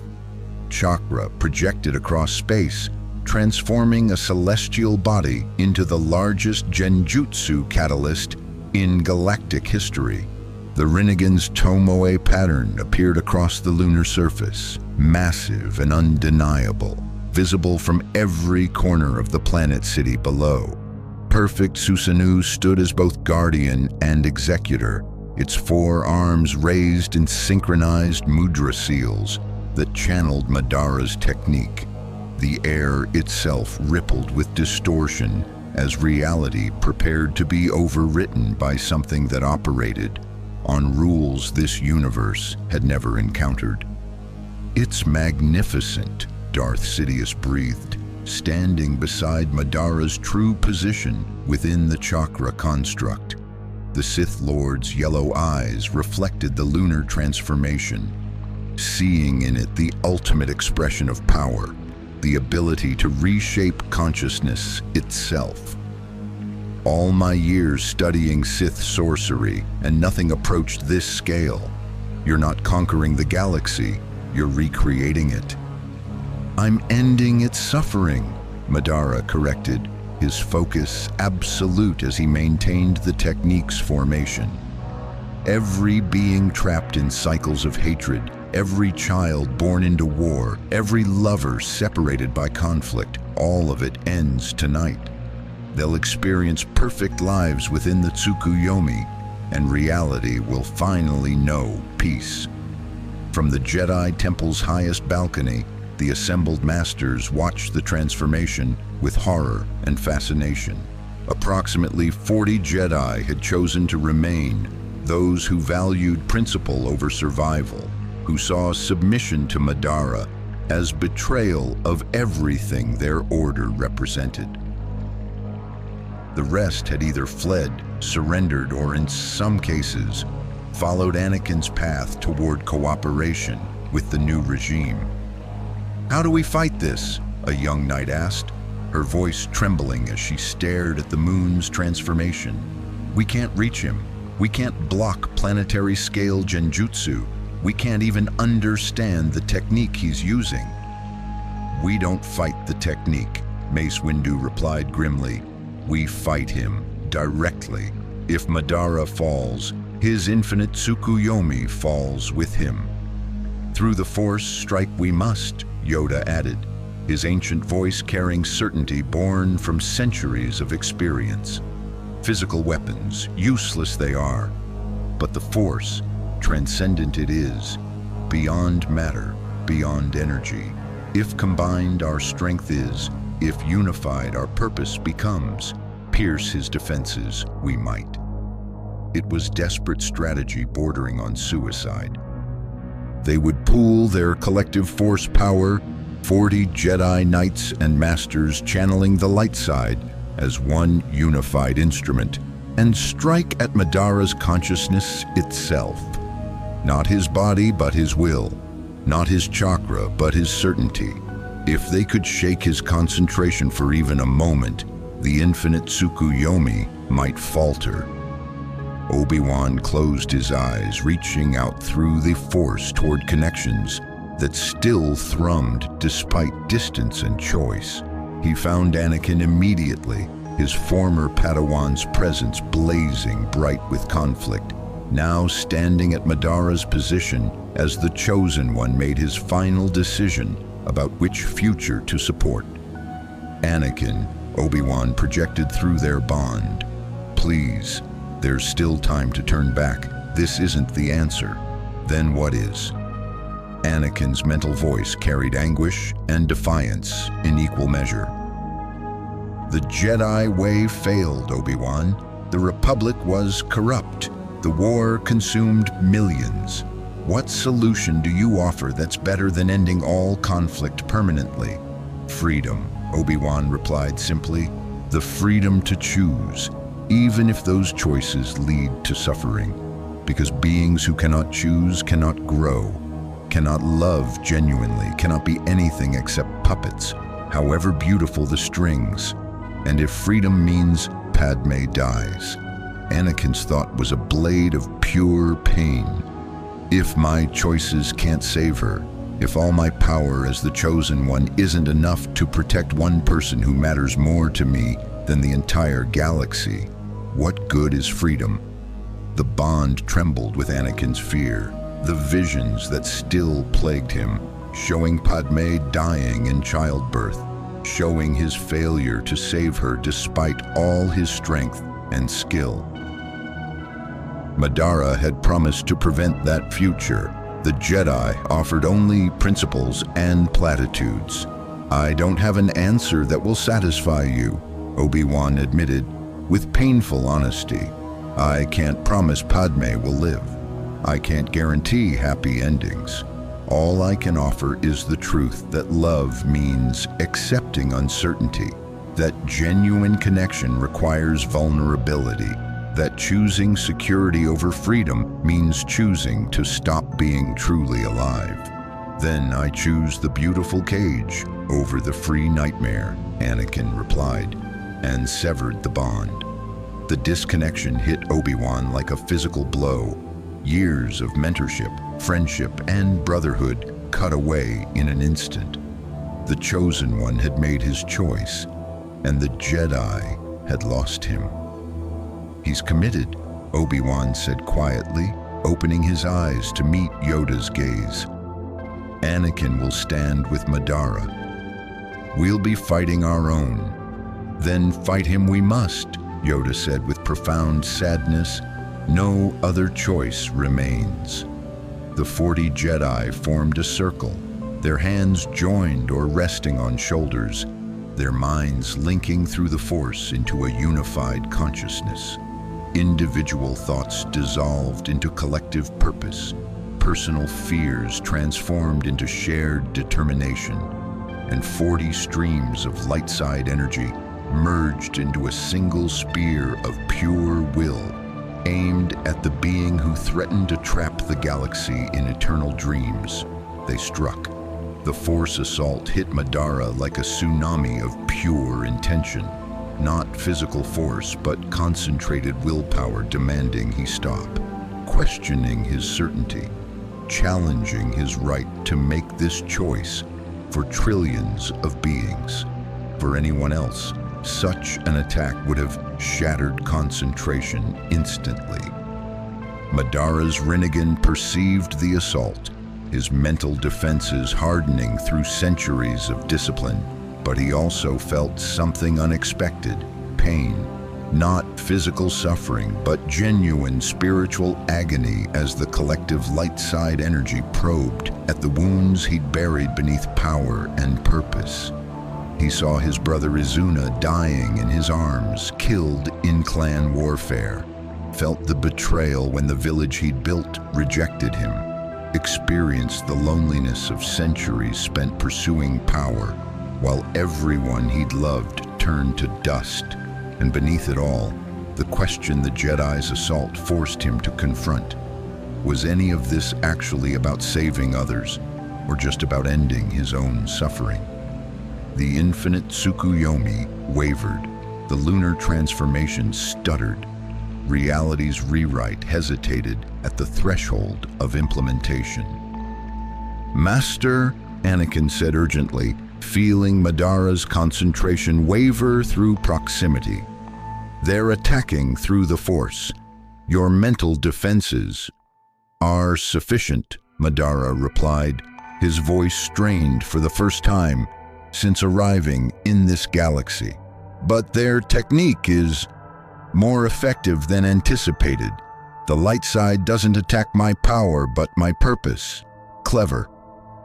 He reinforced his mental barriers, drawing on chakra reserves that seemed infinite. The Tsukuyomi's formation stabilized, the lunar pattern brightening as Madara reasserted control. But something had changed. The certainty that had driven him for centuries now carried a hairline fracture of doubt. What if the Jedi are right? What if removing choice is worse than enduring suffering? What if I'm simply repeating my old mistakes on a larger scale? The thoughts were his own, not implanted by the Force attack, and that made them far more dangerous than any external assault. "Concentrate," Darth Sidious urged, sensing Madara's internal conflict through the dark side. "You've come too far to falter now. Your power is absolute. Your purpose is just." These Jedi cling to failed philosophy because admitting its failure means acknowledging wasted lives. Don't let their desperation undermine your certainty.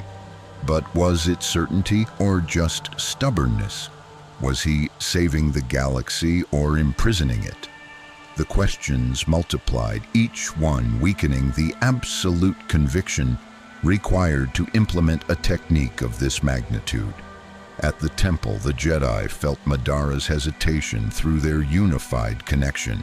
They pressed harder, pouring every reserve of light side energy into the assault. Masters who had spent decades mastering the Force gave everything they had. Young knights who had never attempted such advanced techniques contributed their untrained but passionate strength, and together they created pressure that even Madara's god-tier power couldn't completely ignore. "We're hurting him," Mace Windu said through gritted teeth, sweat pouring down his face from the exertion. "Not physically, but spiritually, we're making him question."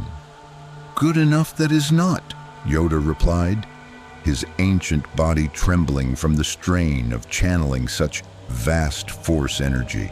"Stop him entirely we must, or fail everyone we will." They pushed harder, and the light side energy became incandescent. The Force itself seemed to respond to their desperate unity.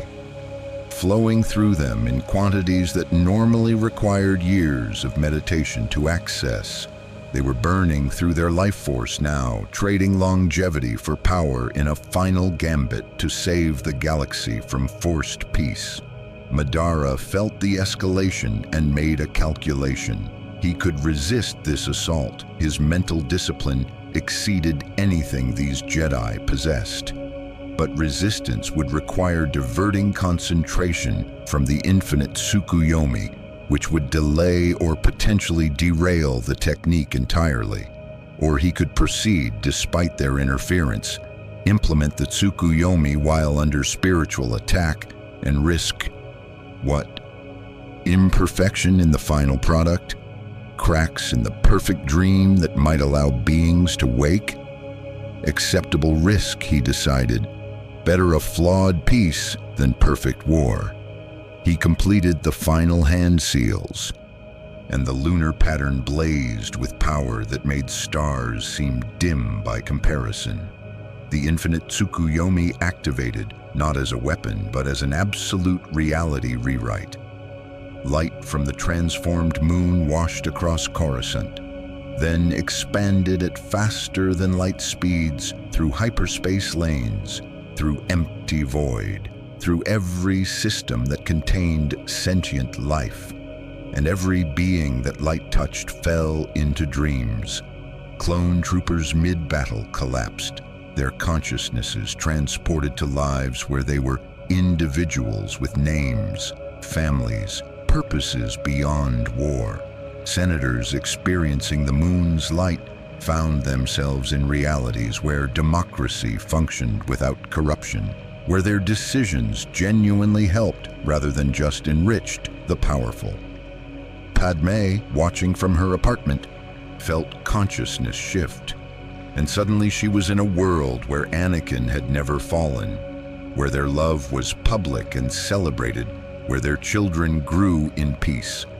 The Jedi on the temple balcony felt the technique's edge approaching, like an incoming wave. Some tried to run. Most simply stood and accepted what they couldn't prevent. As the light touched them, each found themselves in their perfect dream. The Jedi Order thriving, the Republic saved, the Force balanced through wisdom rather than sacrifice. Only Yoda remained conscious for a moment longer, his connection to the Force so profound that even the infinite Tsukuyomi struggled to fully contain his awareness. In that final instant, he saw the future Madara was creating, a galaxy preserved in amber, every being experiencing joy while their physical forms stood frozen, maintained by chakra that would persist as long as Madara's will remained absolute. Failed, we have, Yoda thought as his own consciousness finally succumbed. But perhaps not completely.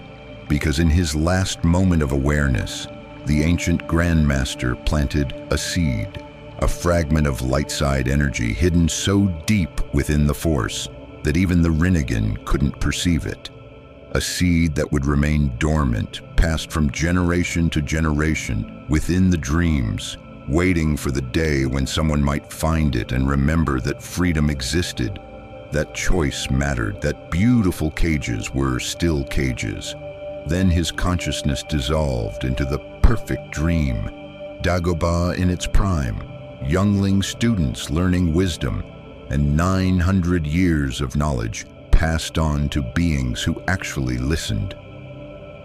The infinite Tsukuyomi completed its spread. Within 6 hours, the entire galaxy was dreaming. Every human, every alien, every droid with sufficient consciousness to experience subjective reality, all of them living in their perfect individual worlds, maintained by Madara's power. The Clone Wars ended not with victory or surrender, but with everyone simply forgetting there had been a conflict to resolve. Madara stood alone in perfect Susanoo, his Rinnegan surveying the galaxy he had just conquered and saved. Trillions of beings now experienced peace, each living their ideal life in dreams, indistinguishable from waking reality. No more war, no more suffering, no more cycles of hatred consuming generation after generation. "You did it," Darth Sidious said, his voice carrying awe and hunger in equal measure. The Sith Lord had been placed in his own perfect dream, an empire that spanned galaxies, power without challenge, immortality without vulnerability. He lived that dream now, unaware that it was illusion. Only Anakin remained conscious beside Madara, exempt from the Tsukuyomi by the Uchiha's deliberate choice. The Chosen One stood on the platform, staring at the dreaming galaxy with expression impossible to read. "Are you satisfied?" Madara asked. "Your wife lives in her perfect world. Your children will grow in dreams that never know pain. The galaxy has peace. Forced, yes, but genuine nonetheless. Is this what you wanted?" "I don't know," Anakin admitted quietly. "I see them all dreaming, and I know they're happy. But I also remember what Obi-Wan said, that beings who cannot choose cannot truly be alive. Did I just help save everyone? Or help imprison them?" "Does the distinction matter?" Madara replied. "If the result is the absence of suffering." It was the question that had no answer, or perhaps too many answers, or perhaps no answer that could satisfy both logic and emotion simultaneously. "You can still join them," Madara offered. "I've prepared a perfect dream for you as well. One where you never fall, where Padme lives, where your children know both their parents, where the Jedi Order accepts your love instead of demanding you suppress it. I can activate it with a thought, and you'll never know the difference between dream and reality." Anakin was silent for a long moment, tempted beyond measure. To never feel guilt again, to never fear loss, to simply exist in a world where everything he'd fought for succeeded without complication or cost. "No," he said finally. "Someone needs to remain awake. Someone needs to remember what was real, what was choice, what was freedom, even if that freedom meant pain. If I'm the chosen one, maybe that's my real purpose, to carry the memory of what we were in case." "In case what?" Madara asked, genuinely curious. "In case one day beings deserve the chance to wake up," Anakin replied, "to choose for themselves whether beautiful dreams are worth the price of their autonomy."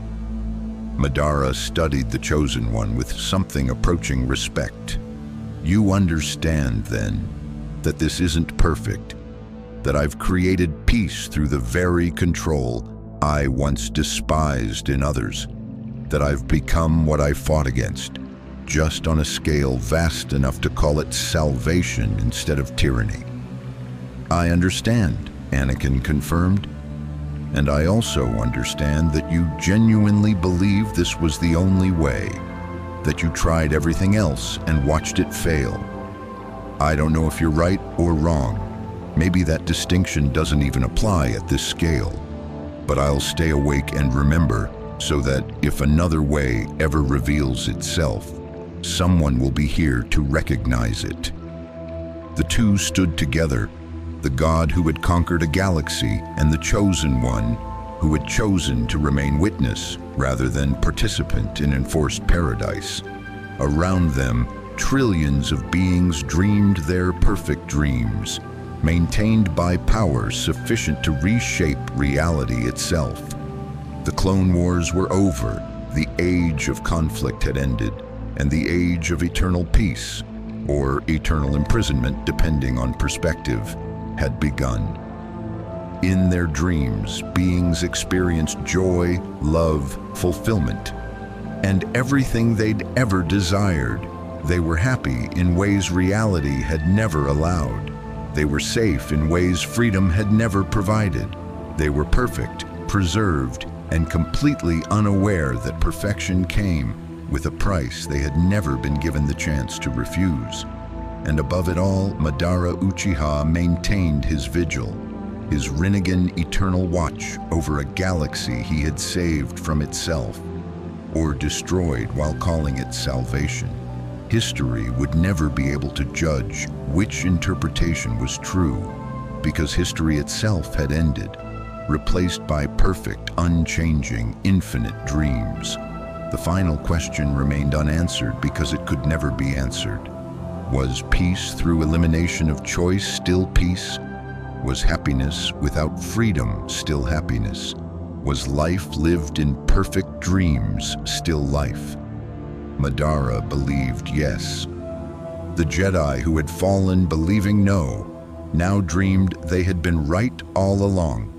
And Anakin Skywalker, standing between those absolutes, carried the burden of remembering that the answer might be neither or both, or something entirely beyond such simple categorization. The galaxy far, far away had become a galaxy that dreamed. And in those dreams, everyone had finally found the peace that conflict had denied them. Whether they had also found a beautiful cage that made freedom meaningless was a question only those who remained awake could ponder, and there were precious few of those left to wonder. Word count 3,156. Conclusion: the infinite Tsukuyomi transformed the galaxy in ways both profound and subtle. Physical reality continued, beings still breathed, hearts still beat. Civilization's infrastructure still functioned through automated systems, and the few conscious beings Madara maintained to oversee essential operations. But subjective reality, the internal experience that made life meaningful, now existed entirely within dreams, customized to each individual's deepest desires. In his own perfect world, Anakin never turned to darkness. Padme lived to see their children grow. The Jedi Order evolved beyond its rigid restrictions, and the Republic reformed into something worthy of the ideals it claimed to embody. Obi-Wan dreamed of Satine alive, of never needing to choose between duty and love, of a Mandalore that thrived under peaceful leadership. His student Anakin remained the best of what the Jedi could be, and together they brought true balance to the Force. The clone troopers experienced individuality, names, families, purposes beyond war. Each one lived a unique dream where their existence meant more than cannon fodder for Republic military campaigns. Even Darth Sidious found himself in a nightmare disguised as paradise, an empire of his design that functioned perfectly, his power absolute and unchallengeable, his plans fulfilled without the resistance that made domination satisfying. The Sith Lord's dream was his own hell, though he would never realize it. Madara maintained it all. His consciousness stretched across the galaxy like a web. His power, the foundation that kept every dream stable and perfect. He didn't experience the dreams himself. He was the dreamer who had transcended dreaming, the power that enabled everyone else's happiness while remaining apart from it. Anakin was his only conscious companion, the chosen one who had chosen to remember rather than escape into illusion. Together they walked through the dreaming galaxy, two beings aware that they stood in a monument to both ultimate mercy and ultimate control. "Do you regret it?" Anakin asked one day, as they stood aboard a star destroyer whose crew dreamed of being heroes while their bodies functioned on autopilot. Having the power to reshape reality but remaining outside the paradise you created for everyone else? "Every day," Madara admitted, "I've condemned myself to eternal awareness while granting everyone else perfect unconsciousness. But someone must maintain the dream. Someone must ensure the peace persists. That burden falls to those with power and the wisdom to use it for others' benefit rather than their own. Or the arrogance to decide what others need without asking their permission," Anakin countered, though without accusation. He'd learned that at this scale, the line between salvation and damnation became too blurred to navigate with certainty. Madara smiled, accepting the criticism. "Perhaps, but I've lived long enough to know that permission is rarely granted for the solutions that actually work. Beings don't want to be saved. They want to believe they save themselves. The infinite Tsukuyomi removes that illusion. It's honest tyranny, if such a thing exists. Somewhere in the dreaming galaxy, beings loved and laughed and lived without pain. They experienced fulfillment that reality had denied them. Happiness that freedom had made impossible. Peace that choice had always prevented. They were perfect, preserved, and completely content. They were also prisoners who would never know they were imprisoned. And Madara Uchiha, the being who had conquered dimensions and reshaped a galaxy, stood eternal watch over his creation. Neither hero nor villain, but something beyond such simple classification. He was the God who had answered suffering with absolutism, who had solved conflict by eliminating the possibility of conflict, who had brought peace by ending the freedom that made war possible. Whether history would call him savior or monster was irrelevant. History itself now existed only in dreams, and in those dreams, every being could write whatever judgment they preferred. The galaxy far, far away had finally found peace. And that peace would last as long as Madara's will remained absolute, which, given his transcendence of mortality, meant forever, unless something changed, unless someone woke, unless the seed Yoda had planted in the Force somehow sprouted, and beings remembered that even beautiful cages were still cages, and even perfect dreams were still prisons. But that was a story for another time. If such a time could exist in a galaxy where time itself had been frozen in eternal, perfect, unchanging harmony. The infinite Tsukuyomi transformed the galaxy in ways both profound and subtle. Physical reality continued. Beings still breathed. Hearts still beat. Civilization's infrastructure still functioned. Through automated systems and the few conscious beings Madara maintained to oversee essential operations. But subjective reality, the internal experience that made life meaningful, now existed entirely within dreams, customized to each individual's deepest desires. In his own perfect world, Anakin never turned to darkness. Padme lived to see their children grow. The Jedi Order evolved beyond its rigid restrictions. and the Republic reformed into something worthy of the ideals it claimed to embody. Obi-Wan dreamed of Satine alive, of never needing to choose between duty and love, of a Mandalore that thrived under peaceful leadership. His student Anakin remained the best of what the Jedi could be, and together they brought true balance to the Force.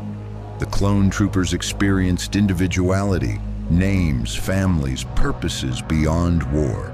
Each one lived a unique dream where their existence meant more than cannon fodder for Republic military campaigns. Even Darth Sidious found himself in a nightmare disguised as paradise, an empire of his design that functioned perfectly, his power absolute and unchallengeable, his plans fulfilled without the resistance that made domination satisfying. The Sith Lord's dream was his own hell, though he would never realize it. Madara maintained it all. His consciousness stretched across the galaxy like a web. His power the foundation that kept every dream stable and perfect. He didn't experience the dreams himself. He was the dreamer who had transcended dreaming, the power that enabled everyone else's happiness while remaining apart from it. Anakin was his only conscious companion, the chosen one who had chosen to remember rather than escape into illusion. Together they walked through the dreaming galaxy, two beings aware that they stood in a monument to both ultimate mercy and ultimate control. "Do you regret it?" Anakin asked one day, as they stood aboard a star destroyer whose crew dreamed of being heroes while their bodies functioned on autopilot. Having the power to reshape reality but remaining outside the paradise you created for everyone else. "Every day," Madara admitted, "I've condemned myself to eternal awareness while granting everyone else perfect unconsciousness. But someone must maintain the dream. Someone must ensure the peace persists. That burden falls to those with power and the wisdom to use it for others' benefit rather than their own. Or the arrogance to decide what others need without asking their permission," Anakin countered, though without accusation. He'd learned that at this scale, the line between salvation and damnation became too blurred to navigate with certainty. Madara smiled, accepting the criticism. "Perhaps. But I've lived long enough to know that permission is rarely granted for the solutions that actually work. Beings don't want to be saved. They want to believe they save themselves. The infinite Tsukuyomi removes that illusion, its honest tyranny, if such a thing exists. Somewhere in the dreaming galaxy, beings loved and laughed and lived without pain. They experienced fulfillment that reality had denied them, happiness that freedom had made impossible, peace that choice had always prevented. They were perfect, preserved, and completely content. They were also prisoners who would never know they were imprisoned. And Madara Uchiha, the being who had conquered dimensions and reshaped a galaxy, stood eternal watch over his creation, neither hero nor villain, but something beyond such simple classification. He was the God who had answered suffering with absolutism, who had solved conflict by eliminating the possibility of conflict, who had brought peace by ending the freedom that made war possible. Whether history would call him savior or monster was irrelevant. History itself now existed only in dreams, and in those dreams, every being could write whatever judgment they preferred. The galaxy far, far away had finally found peace, and that peace would last as long as Madara's will remained absolute, which, given his transcendence of mortality, meant forever, unless something changed, unless someone woke, unless the seed Yoda had planted in the Force somehow sprouted, and beings remembered that even beautiful cages were still cages, and even perfect dreams were still prisons. But that was a story for another time. If such a time could exist in a galaxy where time itself had been frozen in eternal, perfect, unchanging harmony,